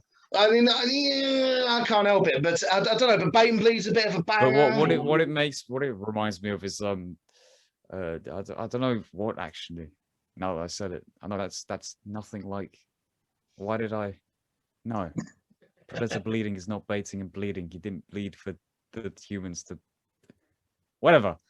My brain went off on something there. Idiot. That's not how the film goes. That's not how the film goes. You're retarded. Rewatch Predator. You watched it when you were like 11. You don't actually know what's happening. Rewatch it. No, you should rewatch Predator, because Predator's badass. Predator's sick. It is fucking wicked. But yeah, Second to None, also well good. Maybe not as much in the way of like standout songs on this though. It kind of like reads more as like an album piece to me. It's just kind of like, whereas it works is the fact that there's a pretty significant like an energy, like a momentum, like a forward push that kind of just like propels you through the record as you listen to it. But LG sounds a little bit more guttural on this. Like he really like, I think he managed to really like fucking like settle into getting older as a vocalist, because he got, you know, naturally you get a bit more gritty as your vocal cords take a bit more damage going on, and he kind of like got this slightly huskier like sort of tone, which totally fucking works if you're playing death metal, and he really like leaned into that. So like, yeah, whereas he doesn't have the clarity he once did, he has this like really like fucking like gravelly kind of a thing to his voice that starts off here, and I love it. It sounds fucking rad. But that's not to say that there isn't any clarity going on, because you can always tell what's being said if you listen. Yeah, but it's almost like a frozen soul kind of thing. Yeah, definitely like a rasp. Like there's definitely kind of like a rasp. And that would be why you love it, because you wouldn't shut up about that guy's vocals. Jesus Christ. Oh boy, I mean, I still haven't shut up. Like anyone that will listen. To be fair, I can't say shit. I don't shut up about some things. Namely, one thing, I don't shut the fuck up about that stuff. So I'm not gonna. We don't throw stones in glass houses. No, we do not. But it's good to be passionate. I'll never, ever, ever tell anyone to shut the fuck up about things they're passionate about. Because to me, I always find it irritating when people do it. It's just like, oh, what, are you too cool to talk about things you love? Oh, you might be seen as being a bit of a nerd. Oh, well, aren't you just so much better than everyone else? Oh, well, yeah, you're too distanced and cold away from me. Like, oh, I just think this is kind of cool, man. And yeah, I don't like people like that. I think that's one thing I like about metalheads. Give a clap to you, my friend, for saying that. All right. Well, no, but that's one thing I like about metalheads, is that like, while you can definitely always say that like metalheads might be way too fucking like harsh on things they don't like, metalheads are also like absolutely all in on things they do. Like when a metalhead likes something, it's that Rob Zombie quote, which is spend way too much money. We spend far too much money. We spend far too much money. We do spend far too much money on it, but it's that Rob Zombie quote. He's just like, he says like, when metalheads love something, they love it forever. I've never met the guy that said, oh yeah, I was really into Slayer for one summer. He said, but I have met the guy who has the Slayer logo carved into his back. Like, you know, it is a fucking thing. So yeah, absolutely never ever. Don't carve the Slayer logo into your back. Warning, don't carve the Slayer logo anywhere on your body. Don't do that. You might die. Don't do it. Yeah, no, I'm definitely not encouraging people to like get into scarification. Unless if it's under safe protocols and the person carving you knows how to carve people. Although that might be a serial killer. On second thought, don't let people carve you. Yeah, no, that's definitely not like that's not me encouraging anybody to go right ahead and do that. But you know, if you already have it carved on you, and like you're cool, and you're still alive, sweet. I appreciate that. That's good on you, man. That's you're way more metal than I am. But you are living to get radical. Absolutely. Right. I think this is time to move on to the next Entombed AD record, which is 2016's Dead Dawn. The one with the sick album cover. Yeah, no, I love this. It's like kind of gives me like Carcassy vibes, right? Like it kind of has that. Yeah, exactly that. Or if not, the album cover of Human by Death. Yeah. Or the intro sequence of Reanimator. Yes. Yeah, mate, what a fucking shout. I never put those two together. Yeah, no, exactly. Sort just of like that. The neon colours. Yes, yeah, exactly, precisely. We've kind of got that like that. I really like the logo on this one as well. It's kind of like classic kind of gothy font typeface kind of thing. And yeah, you've got the what looks like a logo with AD added on. Yeah, exactly. Pretty much, yeah. And you've got what basically looks like a cross section of like a human skull with all the flesh in it and the teeth, and yeah, it looks pretty dope. And to me, that kind of fits the album, because whereas the last one is kind of more energetic, more fast, this one feels way more sludgy and soupy. So it feels a bit more nasty in the guitar tones to me. Yeah, no, this one also way fucking badass, man. There's the song Down to Mars to Ride. Yes. dude, that one's like about going to space into Mars. It's fucking sick.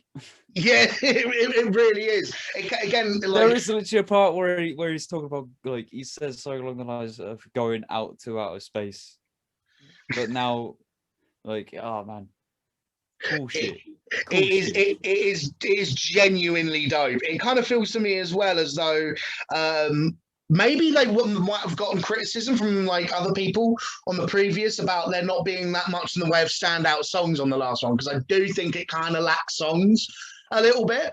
Whereas on this, there are some like legit standout also, moments. with it once again being 51 minutes long, it got very samey and nothing really ended up standing out. Whereas this one, I can tell you, there's shit I can remember.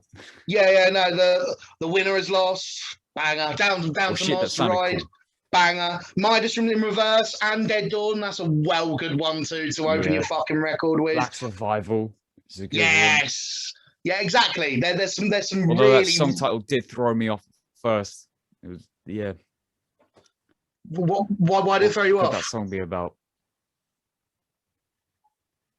Fuck you, doorbell. Why? Well, I don't know. The song, I just thought, what could the song be about? In the office, I was like, racism or something like that. I don't know. I mean, that's not a bad thing to bring up as long as they're not encouraging it. That's immediately what I thought, like a fucking slave trying to run away and having to hide and survive. That's immediately what I thought. Maybe. I mean, I can't say I remember the way of the lyrics of this, and my memory always fails me. But you never know. I didn't read lyrics. I don't remember the lyrics to the song. But that's just the song title that made me think, well, that's what it could be about. But I wouldn't know. Maybe I wouldn't put it past them. Like it's not like I think they do touch on some societal stuff here and there from here, and you know, it would have been topical at the time. But yeah, this 2016 definitely. Yeah, absolutely. So yeah, chunky, a chunky record. Chunky, and an album cover I would put on my wall. Exactly. And I think that leaves us with the final, the last effort we got, which is, and I do like this title, Bowels of Earth. Now, is this the bowels of the planet Earth, or is this like someone's asshole made out of Earth? Like, which one is it? Or if not, it's a play. Or if not, it's a play on when people have like chronic diarrhea and they say the world fell out my ass. Well, considering the fucking sense of humor that LG's kind of displaying, I wouldn't be surprised. But yeah, this came out in 2019. Also, there's song titles on this thing. I know we keep talking about song titles, but the song titles: Torment Remains, Hell Is My Home, fucking Through the Eyes of the Gods. Yes. Yeah. Bourbon Nightmare. Now, is that about having a hangover after drinking a lot of bourbon, or it's about chocolate biscuits? Yeah, but they're not British, so I don't think that it would be like that. No, it's very well documented that LG like to drink, so I'm definitely going to guess it's about fucking like... I mean, he's Swedish, so he needs it to keep warm, right? Yeah, exactly. So I'm going to guess that this is about drinking way too much whiskey. But yeah, there's some... But then obviously the song title, Bowels of Earth, man, that's fucking just bellows. Yeah, exactly. And on this... Again, like maybe it's because like obviously we're doing this as a tribute to LG, but I do think it's also because his vocals are standout. He just sounds even more grisly and gruff on this album. He like legitimately like his voice sounds fucked, but in like the best way possible. It's fucking amazing. Like although to be perfectly honest, I've got to say I don't like this one quite as much as I like Dead Dawn. Partially because totally agree.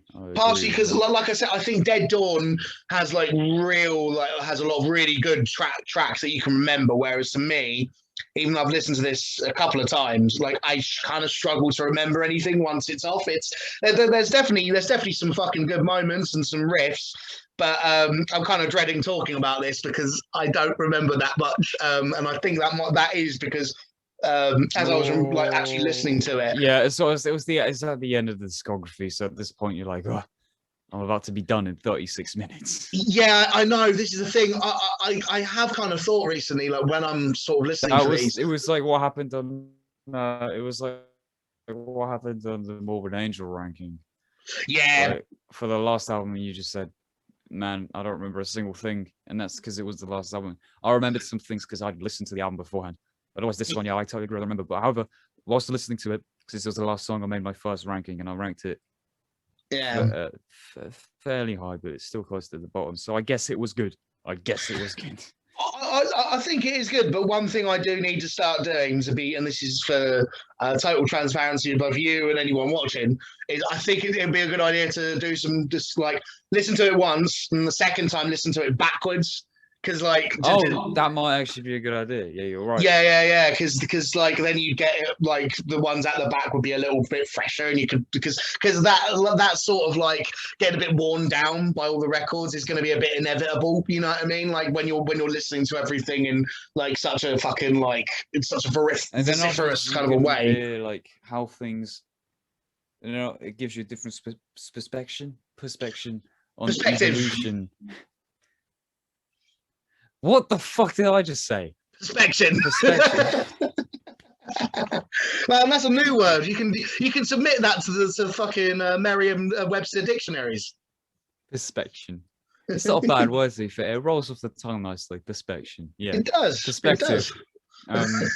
On the evolution, because now you're hearing the devolution of the band. Or if not, you may think, wow, this album sounds like it should have come like 16 years into their career, but instead it's like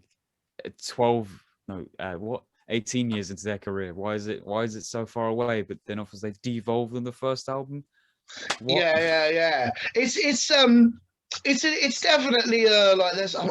I'm really trying to remember. I like this is one I was thinking while listening to it the second time. Fit for a King is the single, so I can't remember that one. Yeah. That one, yeah. I kind of remember Fit for a King. I think I remember the last track a fair bit. Hell Is My Home, I definitely remember. And apart from that, I'm a little bit like, I can't remember anything. So, again, maybe I'm going to have to listen to this a little more. Title track. I look at the title track. I look at the track Elimination, but all I've got is Elimination by Overkill in my head. So all I'm hearing is Bobby Blitz going, "Hey, elimination." Very different band. Sorry, that very wasn't different. Good enough. Hey, fuck! I can't go as high as he does. No, it's almost like he's the vocalist. Oh, Bobby Blitz. Yeah, almost. Yeah. Oh, bless. I haven't listened to much Overkill actually. I just know that song, and then offers it goes with some ripping solos over it, like Thrash does. Yeah. No, God bless Thrash. But yeah, I haven't really got much else to say about this album, to be perfectly honest. Have you got anything else you'd like to add? All right. No. No. All right then. So that is the entire discography of both Entombed and Entombed AD. This was good. This was good. Now it is time for us Even though towards like the beginning, we were both very we were very much procrastinating and just like, we really want to do this for some reason. The one time we're actually doing this for an actual reason and not just some band we fucking picked randomly out of our asses. It was like, for some reason this was the one that we procrastinated the most on. I think it's because we were trying so hard to think. Yeah, exactly. That nothing was coming out.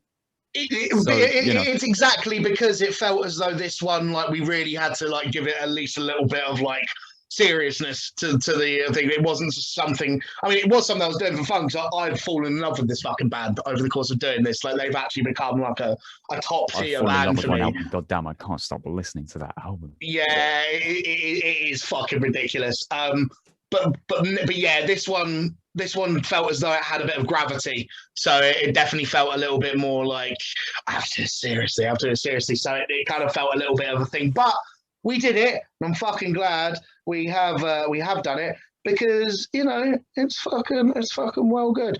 I'm making a final adjustment to my list because I realised I got one the wrong way around. But yes. Yeah, I just did that. Yeah, we're nothing if one not more honest. adjustment because I forgot the word the. Didn't I? No, it's all Now good. It It's says all back good. to the front. Right. Not back to front. Okie fucking dokey. I think now it is time for us to fucking get on this thing and rank some stuff. She's here for the ranking. Oh yeah, here's the case. She's not excited for the ranking. What am I saying? Does she not like Entombed? Oh, I bet she loves Entombed, but she's got a little hamster toy that she wants to. Yeah, hamster toy is a lot more engaging than BUZZSAW riffs, unfortunately, for a cat. But right, let's get down to brass tacks and get on with this. And listening to two fucking idiots talk about which album they liked because they've got nothing better to do with their lives aside from listening to music. But listening to music is a sick thing to do in your life. Well, I've never gotten bored of it, and it's been like several years. So let's fucking do this now because I'm interested. Let's do this now. I'm interested to see how you've ranked yours. Right. So, who's starting first? Who started last time? I don't know. You start first. I believe it was. All right, sure. Go on. I think you already know which one's last for me, but for me, it's definitely gonna go to Inferno. Fair. I thought this album was so fucking boring. First time listening through to it, I think I got to like the fourth song, or whichever one's. That's when I became a Satanist because, like I said, the song title was kind of funny. But then I definitely listened to No Bod Daddy. Why do I say it so weirdly? No Bod. Fuck the song title. I hate it. Anyway, No Bod Daddy. That one. Oh man. Yeah. Otherwise, I thought the album was a bit boring for sure, and I just couldn't keep concentrating on it. And my as right now it's happening, my attention span was fucking off into the great abyss to be swallowed by the ever black. That's also a mate. Fucking see my brain is that is a foreshadowing as to what's gonna happen. Yeah, it is. But yeah, my brain just totally got swallowed by the abyss, and I was like, dude, all I can hear is this machine head mellow riff, and it's not clicking with me. So I immediately skipped to the next album and was like, I'll listen to. Oh wait, are you still with us? Oh, I think we may have some technical difficulties. Right, I'm going to pause recording. Hello there, and my internet is terrible, so I just completely cut out. So we just had to like kind of rewire things and get things back up to thing. We can't remember where we were in terms of in talking about Inferno, but basically you're not much of a fan of Inferno. My exact words. Yeah. Yeah. No, I am not much of a fan of Inferno, but I will not judge you if you, and not specifically you, this is you as a plural, enjoy it. Enjoy what you like. Don't let my opinions take you. I may have been overly critical, but no, I didn't enjoy this album. No, fair enough. All right, well, moving on to my bottom spot, my number 12. It does kind of have to be Bowels of Earth.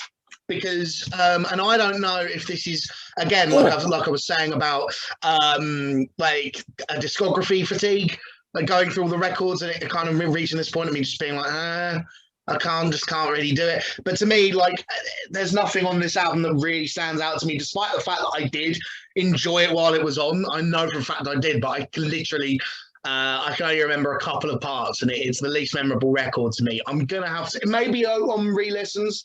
That will change, but for now, I don't have much to say about it. So, and that to me marks it pretty solidly being at my bottom spot.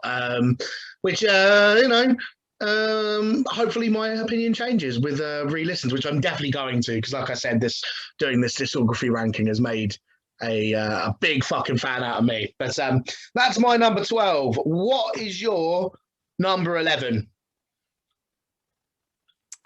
One moment. Yeah, no worries.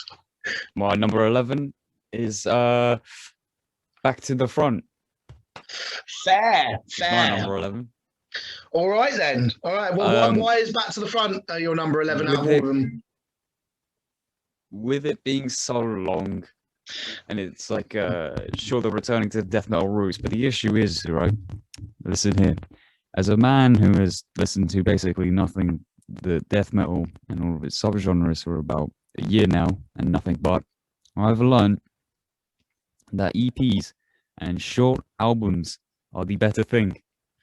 Sometimes, Don't yes. go for a 50-minute long album unless if it's full of rad riffs, fucking gnarly sounding drums and just awesome shit. Whereas if it's an attempt of rehashing what you've done and a bit of boring, like standard style of it, and nothing new, yeah, man, that was boring to me. So there's a reason why it's too long and nothing really stood out.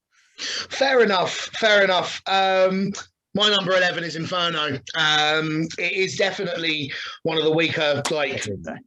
I mean, there's moments on Inferno I really do enjoy, but like I said, there's moments on. I never listened to the full album, so I don't even know if I'm allowed to say that. To be fair, the last song has been so cool, but I just never listened to it.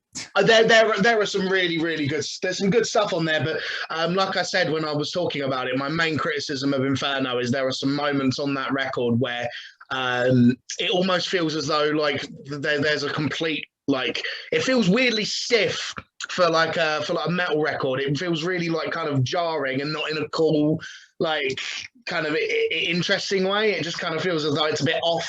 There's some great fucking lyrics, but in terms of what the band are doing, it really doesn't feel as though it matches up to what LG brings to the table. I don't think the riffs are definitely a little bit uninspired, and the drums feel a bit like stifling, but. You know, it's not like the album is without any good stuff on it, and I definitely enjoyed a good portion of it, but it's just that there are some really quite weak moments on Inferno. So that's my number 11. Mate, what is your number 10? You're going to hate me for this. My number 10 is Same Difference. Fair enough. Admit, all right, you are correct. No, you are correct. It is a good album. It's just at this point, the rest of the albums are also really good. And yes, like we said, I know I've said it about the last two albums, but it goes on for too long and gets a bit boring throughout because it's like, yeah, we're doing the same thing for an extra 30 minutes. Keep going. I'm not going to listen to it though, but sure, keep going. No.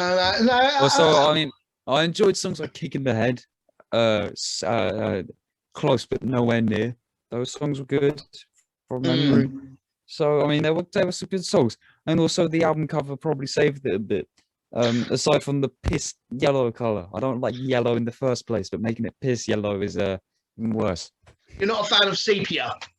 Not a fan of yellow. Let's just say that. It's more golden, but I know what you mean. Like you can say piss is the color of gold, but okay, no, I feel you. I do feel as much as I'm a fan of that album.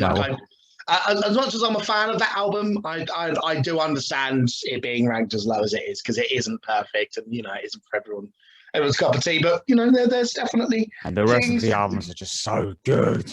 Yeah, I know. This is like I've said, man. This is easily the closest and toughest one to rank for me. Right. Yeah, because I mean, with Morbid Angel, when they were bad, and with Trivium, I mean, they were like easily.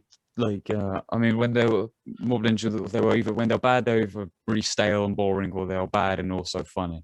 And Trivium, it was like a thing of it was musicianship that was the issue, and then offers having so many different fucking drummers all the time was probably also an issue. But yeah, definitely, absolutely. But moving on to my number 10, it is. Serpent Saint, the 10 Amendments is my number 10. I know. Again, I feel shot in the heart. I thought it was weird that I loved that album, to be fair, because I've never heard anyone talk about that album. So the thing is that I'm spoiling it, but that being said, right, I feel as though this is one that could easily go further up given some more listens, because there are some fucking amazing moments on it. It's just, for me, this is this section, literally from here it starts getting just so hard to fucking rank. I kind of had to go off of gut feeling. Sure. I had to go off of just going like, fuck it, I'm just gonna put this just feels right in the moment. All right, okay. This man, I joined the call and he was there like, I realized I didn't actually do a ranking, so yeah, I'll go that one. Right, I knew Did you like that one? basically. Did you like that one? He bullies himself into thinking about it. He's peer pressuring himself. This is the thing, like, ranking albums is deprecating for this man.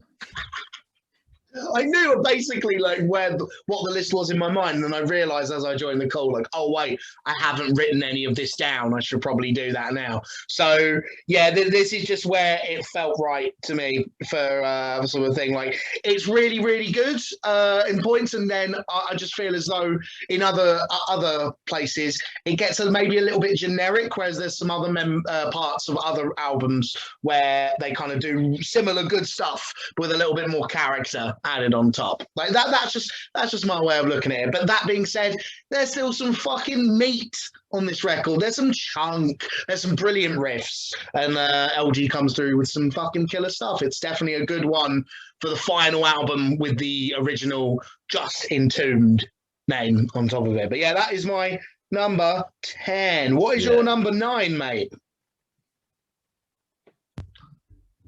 My number 9 is Bowels of Earth. As much as I love saying the album title, yeah, like I totally agree with you with it being less memorable. I mean, for the AD albums, I literally have 0 notes, so if that doesn't say much, but that's also because at this point I was like really just listening, and I'm pretty sure I was listening to it whilst doing the very rare thing of cleaning my room and starting to sell things, because there's a lot of shit in here that I do not need anymore. Yeah. Anyways, so I didn't have the availability of my phone to be able to write notes. But otherwise, I remember enjoying it whilst it was on. But I don't remember a single thing aside from I like saying that album title. Yeah, no, I definitely enjoyed it more than saying different Back to the Front and Inferno. Yeah, the 2 singles that we mentioned are most certainly the parts which I remember most. Like, there's definitely like those 2 songs are the parts that I remember, and then but even that kind of goes over my head. But again, I think we should re-listen to this at some point backwards, because I think we could be getting over an inherent bias there. But yeah, we should do that with the next one and see what happens. So, like, with the next, we'll unveil who it is, even though we also did unveil it in the middle of the episode because I did a foreshadowing. At the end of this episode, we will unveil who we're doing next, and also some sneaky plans for the future. Oh yes, we do have plans. But getting away from just having some plans and continuing. My number 9. My number 9 is Back to the Front. As much as I do think this album's overly long, there's also some really cool elements to me which kind of make this not my favorite AD record. But there's some like, for example, there's a really cool like choral part where there's like a choir involved in one of the songs. There's some really nice atmospherics that they throw in, and like I said, like there's a propulsive energy that I do really like. Like, it's got a real like fucking fucking pedal to the floor kind of borderline thrashy kind of really fast energy to it, to this one, which kind of sets it apart from the other AD records, and I do enjoy it. But yeah, it's not higher because it's overly long, and I don't remember all of it, but it's still good, and I enjoyed it a lot. It was good. That's my number 9, mate. What is your number 8? My number 8, I'm going to disappoint you very badly here. My number 8 is Uprising. All right. Okay. No, fair enough. All right, as I've said before, I'm not a child of the doom.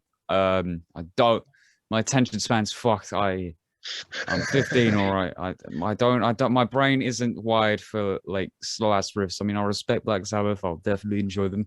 I mean, the song Black Sabbath itself, doomy as fuck, I still love it.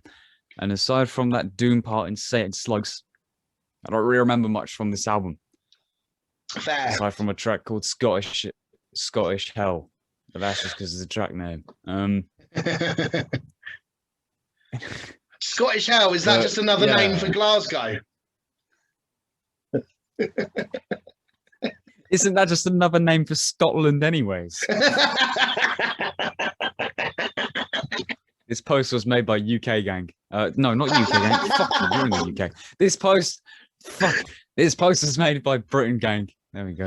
Absolutely. Joe. Anyway, but like,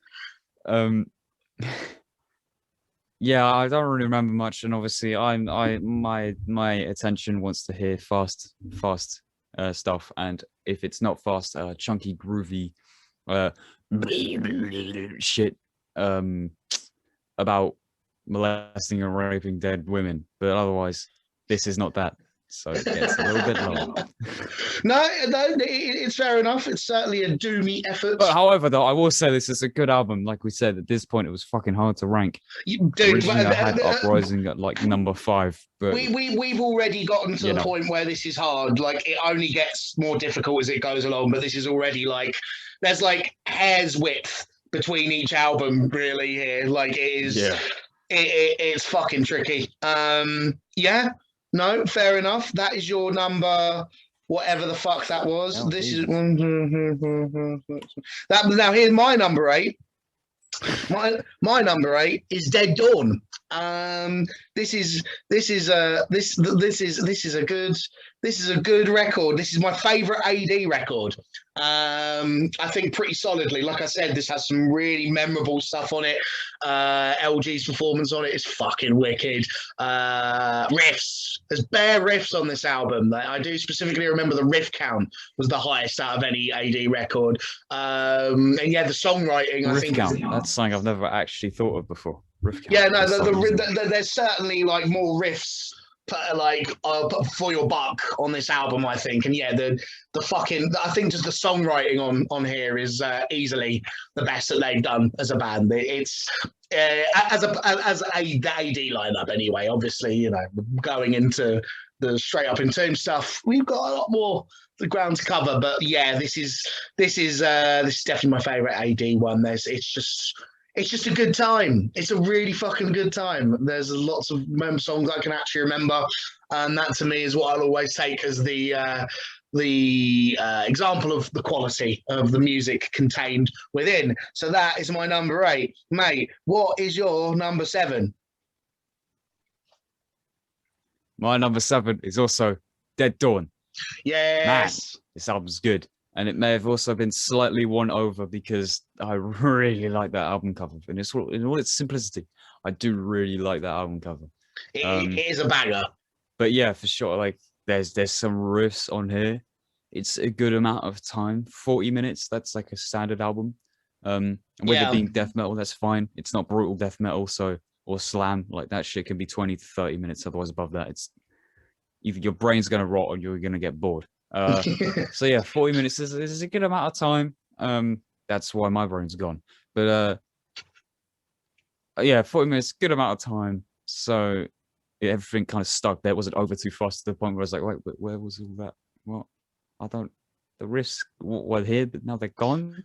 No, like, the risks stayed around for enough time. LG, was that a good point here? Yeah, sure. No, he sounds dope. Yeah. So yeah, it's fucking good. Also, once again, it's a title that gives me a fucking spasm each time I try and read it.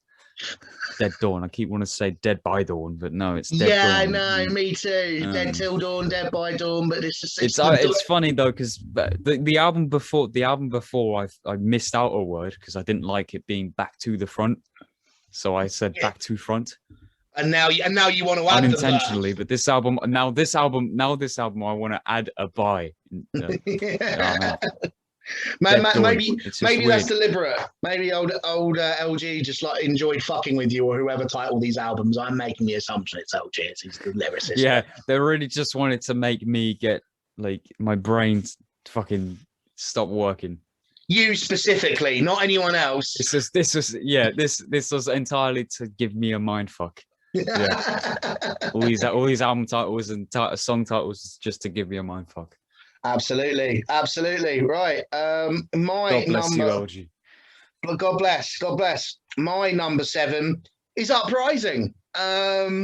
This is like, man, this is the thing. Close. If this was another band and another discography, this would be way fucking higher, I think. But it's like from this point onwards, to me, like we're starting to get into just like ridiculous quality levels. Like, so yeah, this is a fucking wicked album. I legitimately love it. I think it's underrated, but the only reason it sits at number 7 is because I think everything beyond here is fucking mad. Basically, it's like actually fucking insane.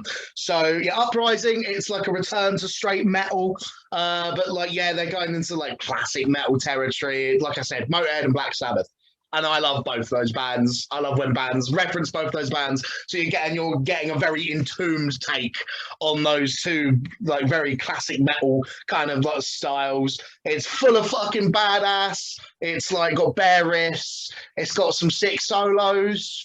It'll fucking rip your head off. And I did at one point get really drunk while listening to it, and I really enjoyed myself. It's good, fucking clean, wholesome fun, and I loved it very much. That is my number 7. Mate, what's your number 6?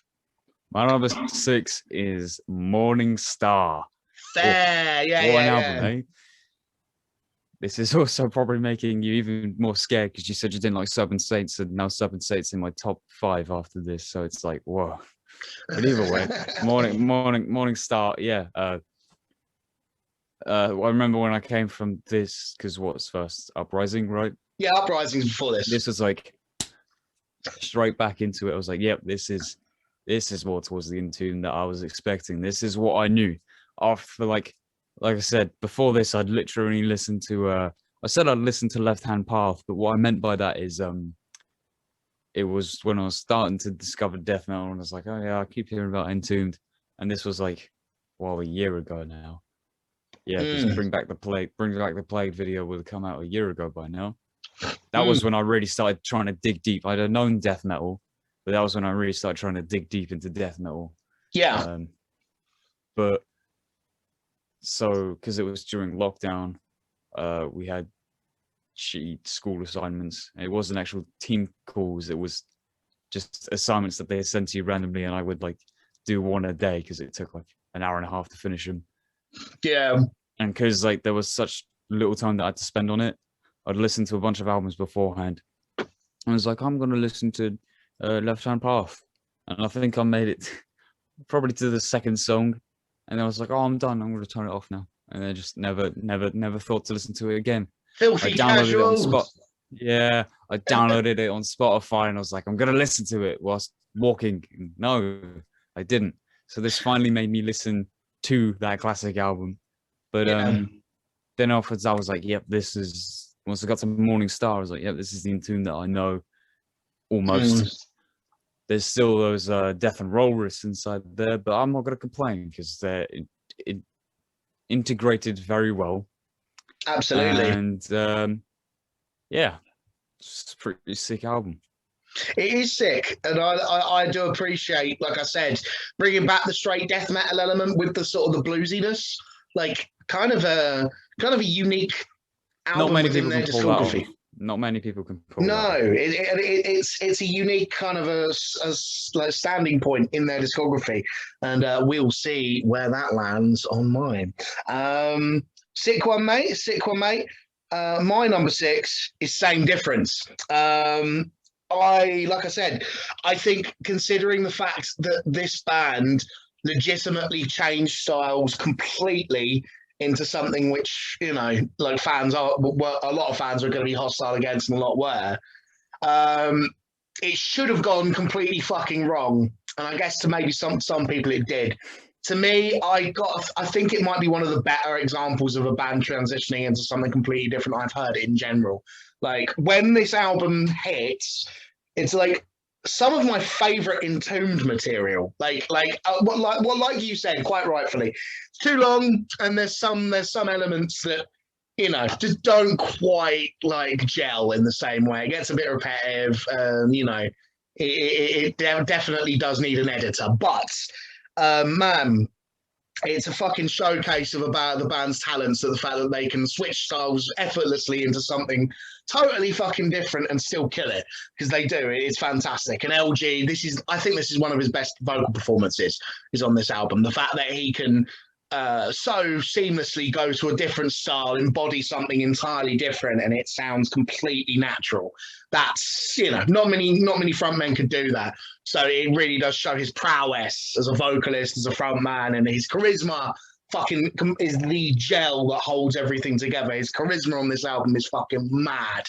He just sounds fucking commanding as anything. It's a beautiful fucking thing. But yeah, it's below everything else because it is a bit too long. But yeah, that's my number 6.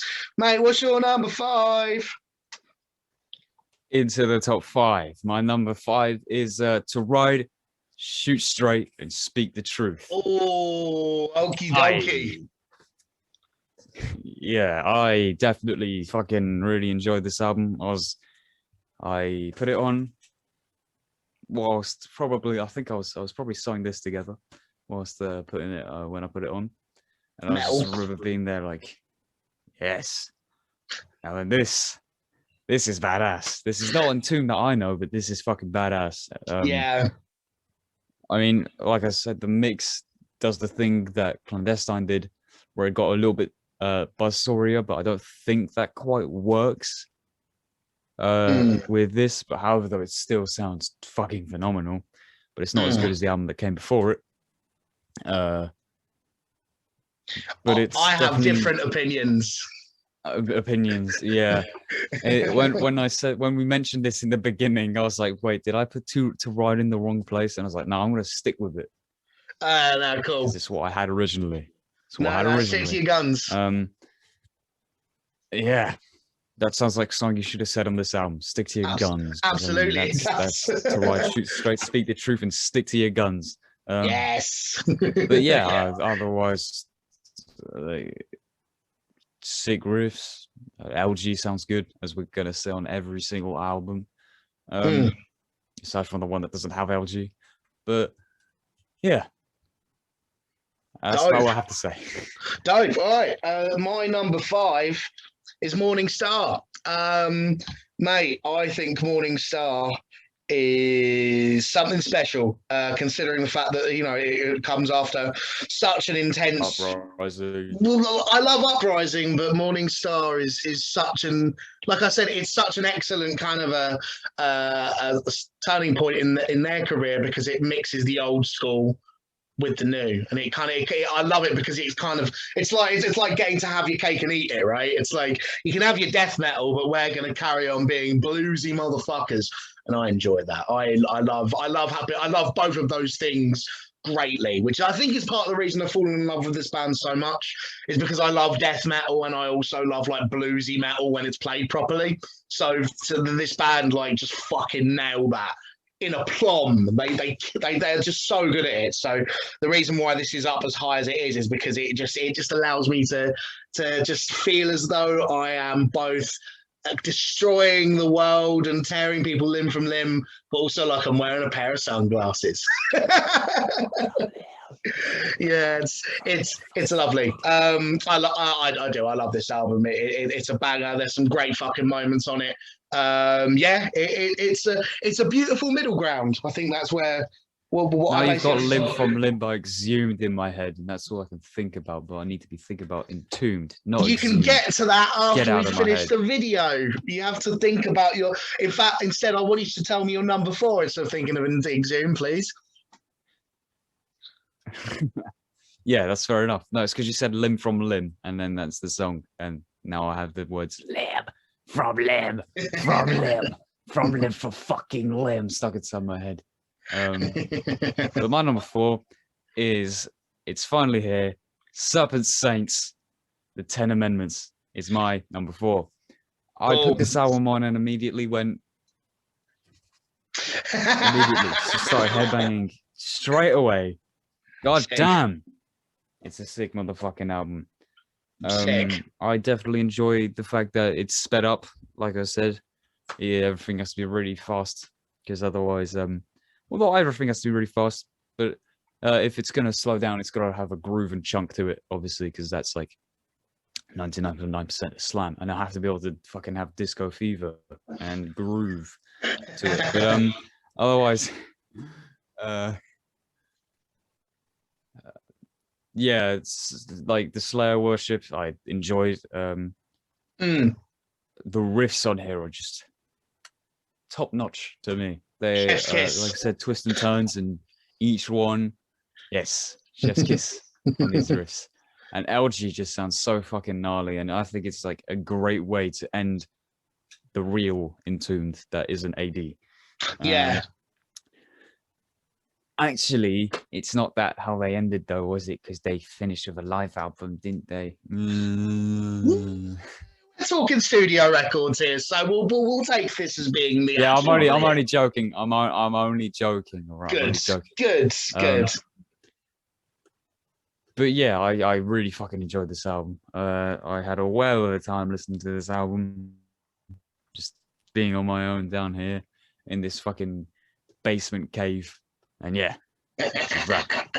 Matt, I think out of all of them, the two which I'm going to re-listen to are Bowels of Earth, Bowels of the Earth, and this one because they're the one. Like I completely agree with you. Like I think that if I was to give that more of a listen, it would probably jump up my thing. But obviously, I'm going off of gut feeling. I'm being honest about myself and how I feel right this minute. So, but it's definitely killer. For me, there were other albums that just kind of stood out to me more, or for whatever reason. But yeah, sick fucking record, right? Are you ready to have the entire internet shut the fucking podcast off? My number 4 is Left Hand Path. I know exactly what album you're putting now. Oh, I Yeah. shouted over that. Say again. Yeah, my number 4 is Left Hand Path. Now, this is where obviously we are now into. Right, okay. I'm leaving. I can't handle this. So now we are I'm into the. I think it's safe to say, like the 4 album run that is like this is like the classic Entombed. Like some people would fucking definitely say he's literally just texted me saying, "You fucking idiot, the podcast is going to get cancelled on Messenger." I don't care because I like being honest, but. We're now on the 4 album run. Some people would say 3. That is the classic Entombed run. But I've just got to say it, man. This is the one out of these 4 albums that gives me the least amount of fun from back to back. But this is literally the hardest decision I've ever had to make. I don't care what you're saying to me. We're actually going to die. We're going to get Mafia stabbed. Man, to be fair, that would be a brutal way to go out. That would give us death metal cred. I want to get stabbed 200 times because then offers I'd be 200 stab wounds, and that's cool. You'd be a fucking nothing but a pulverized blood chunk of bloody meat. But yeah, like don't get me wrong. Festering decomposition. Yes, don't get me wrong. This has the title track is one of my favorite Entombed tracks. It's my favorite opening track on any of them. It's fucking phenomenal.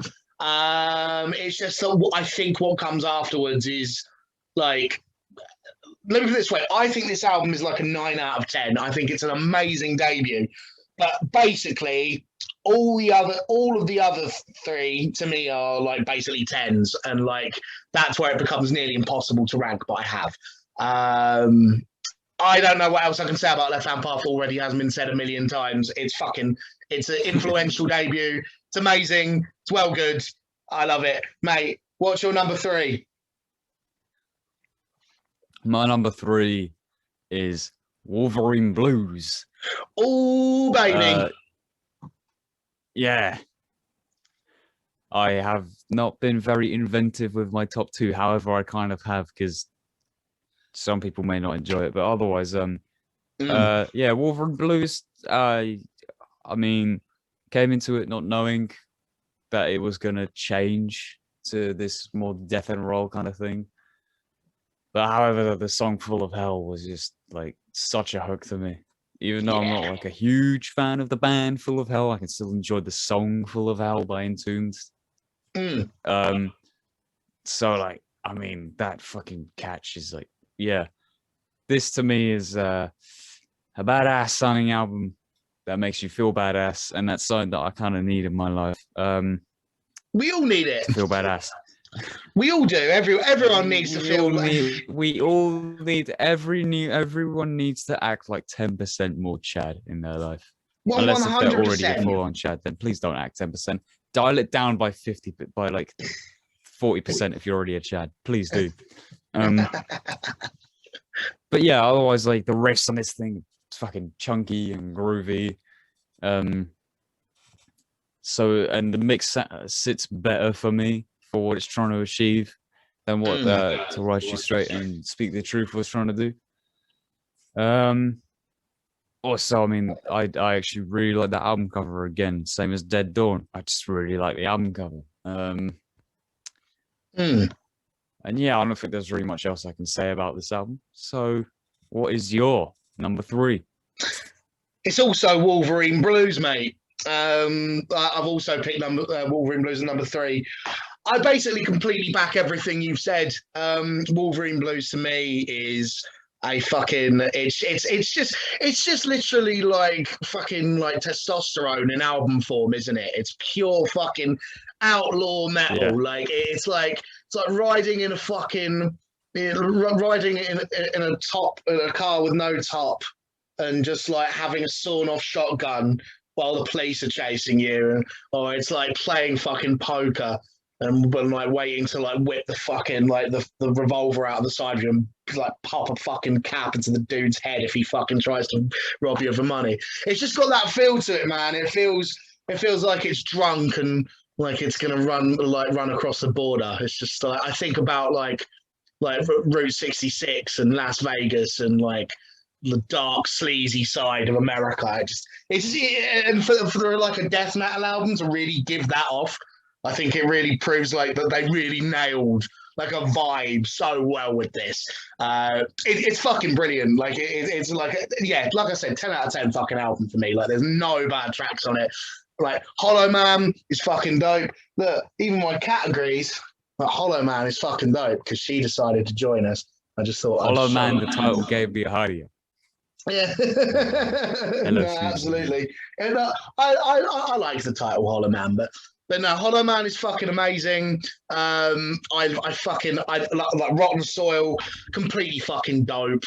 Like there's just some fucking unbelievable tracks on it. But yes, that is my number 3. Now we're really getting to the business end of things, mate. What's your number 2? My number 2 completely ruins my number 1. And as this being a tribute to LG, maybe it wasn't the best of my ideas, but my number 2 is Left Hand Path. Now, I do not think this album doesn't have a legendary status, because it absolutely does. Yes. Listening to this album full on for the first time since I never have has made me realize like what the bands I listen to a lot, like what they've taken from this. Like we said, 200 Stab-Wounds earlier. Steve Bull, the vocalist and guitarist of that band, listening to an interview with him, and he says that in like Swedish death metal is his first introduction to the death metal, and there was one riff on this album, I think it's on the title track, that really made me realize where some of the 200 Stab-Wounds riffs come from. And then having that sort of context makes the riff work more in my head, because they are a bit odd, especially with them being in B standard. 200 Stab-Wounds, by the way. With them being in B standard, some of them sound like Slipknot riffs, but now I can hear the Entombed reference. And now, like, it's totally just death metal all the way through. So it was definitely good for me to hear this whole thing, the whole album in one go. And obviously super influential to basically everyone. And yeah, so I'm not denying it has legendary status. But like I know where you're going with your next one, and I think if you've been paying attention, you'll be able to figure out where I'm going with my next one when I say that my number 2 is Clandestine. So, Clandestine, like I said when we originally were talking about it, is Left Hand Path on fucking steroids. So it kind of takes everything they were doing on that previous record and it just amps it up to an ungodly level. The riff count is fucking mad. They said it's Riff City, baby. Ripping off your quote. It's faster. It's not my quote. I ripped off Rob Barrett, but changed the words. Well, we right. Like just give context real quick for the people. I'll give real quick context. There's a thing called Cannibal Corpse Eats Moscow Alive, which is like a whole live show of Cannibal Corpse in Moscow. When Chris Barnes actually sounded good, and then there's a whole bunch of like footage of them in between, like on the bus. And when they arrive in Moscow, Rob Barrett goes, "There it is. This is the big city, baby." And then now I was like, do you know what? I'm gonna start using that for riffs. So I go, "This is the Riff City, baby." There's my context. But it absolutely applies to Clandestine because it just feels as though they fucking amped up everything to 11. Like the amount of riffs, the attack, the speed, the general shot. To me, the word I always come out with is sharp.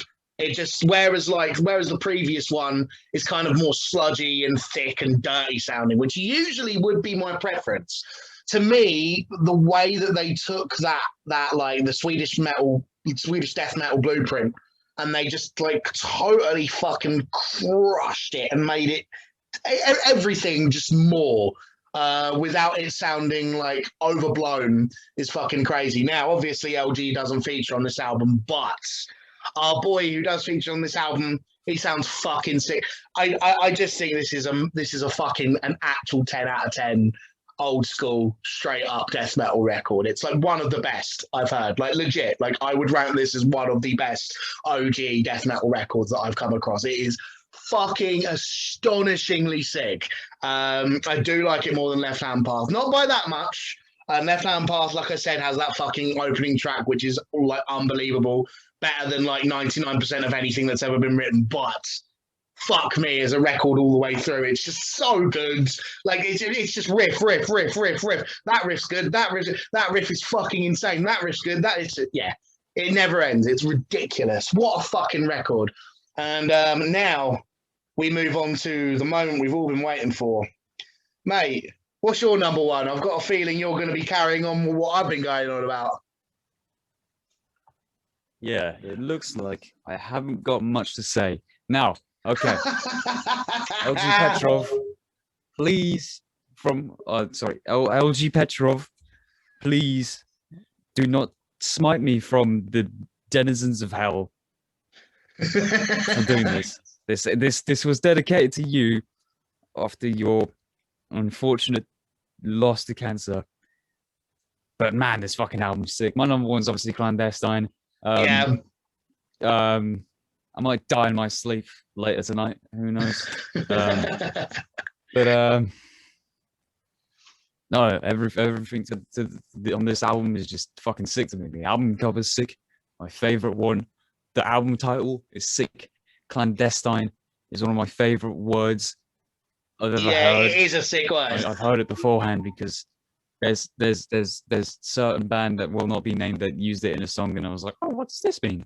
And then it was like, oh, that's pretty cool. And then having an album called Clandestine, I mean, fucking hell, yeah. I do like that word. So I mean, just starting off with Living Dead, the first scream on that song is just insanely good. Then after, just as you move through, it's just riff. Yeah, and with it's insane, like mate. Like a 40-ish minute long album. It's about the right amount of time for something like this. So yeah, I mean, you think I've had a lot more to say, but there isn't much to say because all I'm gonna say is this is a great album, man. I already fucking rinsed it, to be fair. Immediately. Yeah. First time I heard it, obviously this is my first time ever listening to it when I had first listened. Yeah. Through my first listen through this discography. And I immediately was like, yeah, I don't think anything's gonna top this. So I was like, I'll just go to my list, put that in number 1, and no, nothing topped it. It hasn't moved since. Fair. And that was one where I was like, immediately that's there, and like I haven't moved it ever since. Yeah, no, there's not much to say. Like, it's just a fucking excellent album, and that's about it. It's a 10 out of 10 old school it. death metal record, isn't it? Like, it really is. Yeah, it's preposterous. And I it's one can't of those imagine. that I need to get it for this side of my jacket. So if there is a square clandestine patch anywhere out there, I haven't looked on the internet yet. There probably is one. Yeah, it definitely is. I need it. I need it. Oh, I'm sure you will find what you are looking for, young Padawan. I'm sure indeed. Right. On to my number 1, which is To Ride, Shoot Straight, and Speak the Truth is my number 1. But the reasoning for that is pretty simple. Like I said, I love both deathy shit and I love also bluesy metal, are 2 things that I legitimately love more than I love breathing. And I can't say I've heard many albums at all, if any, that do it better than that record. Like, I just think it is one of the most badass albums I've ever heard in my life. You know, so I said to you many times while we were doing like this discography, while we were messaging each other about it, like, I said to you, like, mate, I have fallen in love with this band as a result of doing this discography ranking. That moment was when I first listened to that. As I was listening to that record, it just dawned on me that this is like legitimately one of the coolest bands to ever exist.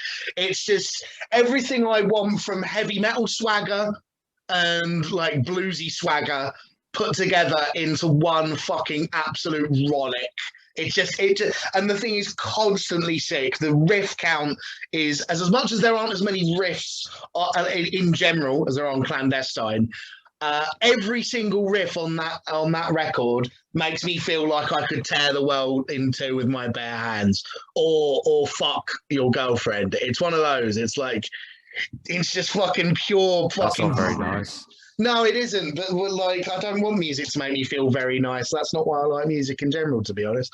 I like music that makes me feel that's the point. Yeah, I like music that makes me feel like a badass motherfucker or a dickhead. But it essentially just, I legitimately, this is like one of my favorite albums now. Like, I've listened to it more than any other of their records. It's just fucking ridiculous from back to front. The amount of attitude that just pours out of it is just fucking insanity, man. Like, Damn Deal Done is like an anthem. It just makes me feel as though I'm swaggering out of a saloon, like 7 drinks deep. It's just fucking dope.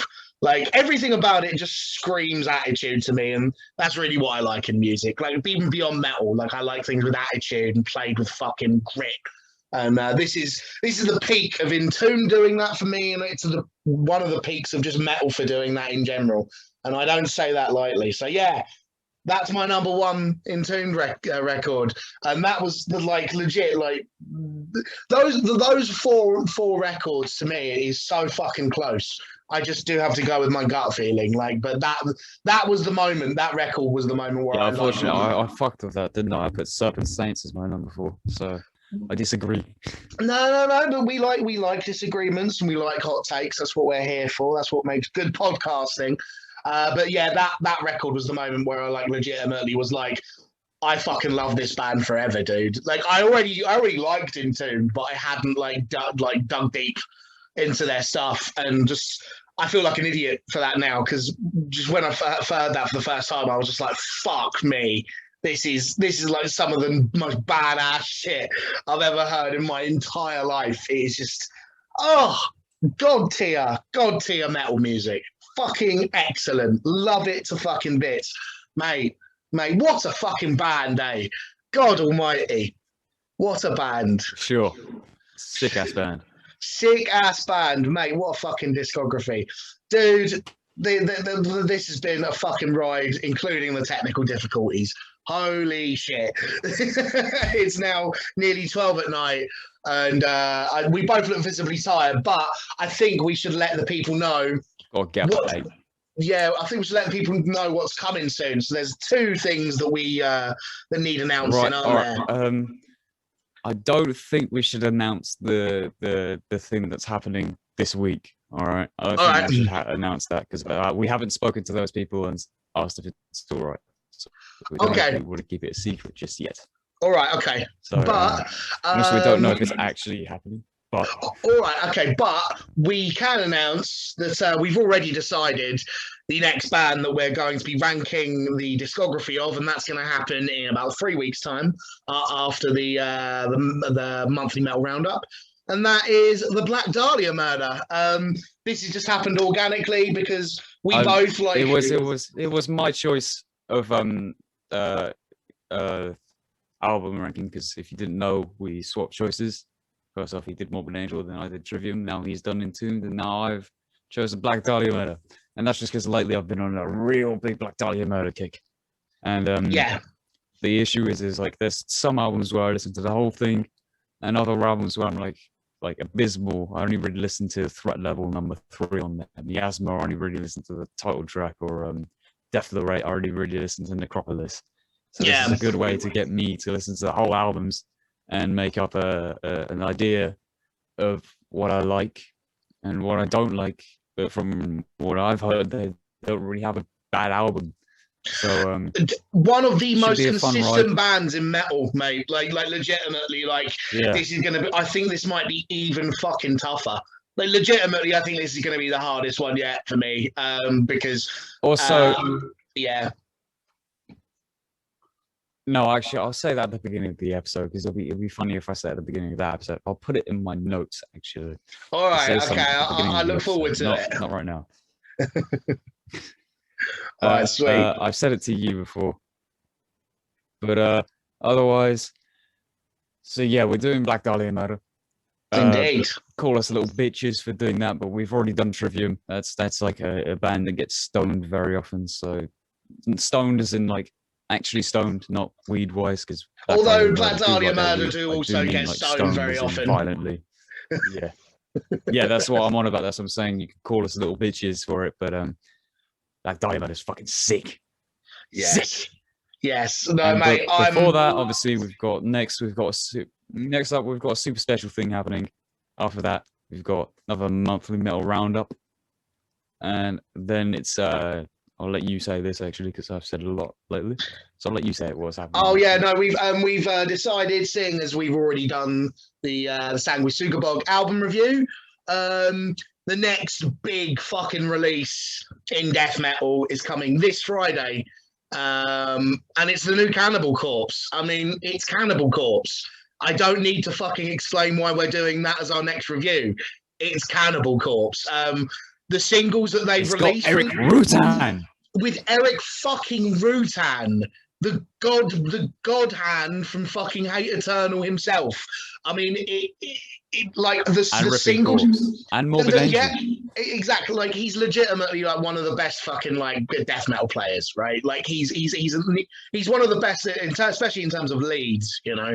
But yeah, the singles they've dropped from this record are fucking sick. So I have really high expectations for this. And yeah, like where we placed it, when we're going to be reviewing it, allows us a little bit of time to really absorb the album, get some listens in, you know. So yeah, look forward to that. I look forward to listening the fuck out of it. What's it called? Violence Unimagined? Is it called Violence Unimagined? I think that's the title of it. Yeah, Violence Unimagined. That was the first single. Yeah. Yeah. That's the title of the album, Violence Unimagined. It is. So I look forward to listening the fuck out of that, and we will be discussing its disgusting delights on a later episode. But until then, stay safe, stay metal, and keep on listening to some cool shit. Tell us your fucking Entombed album ranking. Tell us what you think. Tell us if you completely agree with what we've said. Tell us if we're maybe someday someone will give us a reply to one of these things. Some will actually Yeah, rock on. one Maybe day, someday. one Maybe day they someday it'll will. happen. But yeah, let us know. Are we cool? Are we stupid? Are we blathering idiots? Let us know. Give us some ideas for episodes in the future. Tell us what you reckon, man. Tell us what you reckon. But yeah, stay cool, stay brutal, and eat some fucking beans. Fucking veins. Yes, mate. Take it easy, gang. See ya. Have a good one. Bye.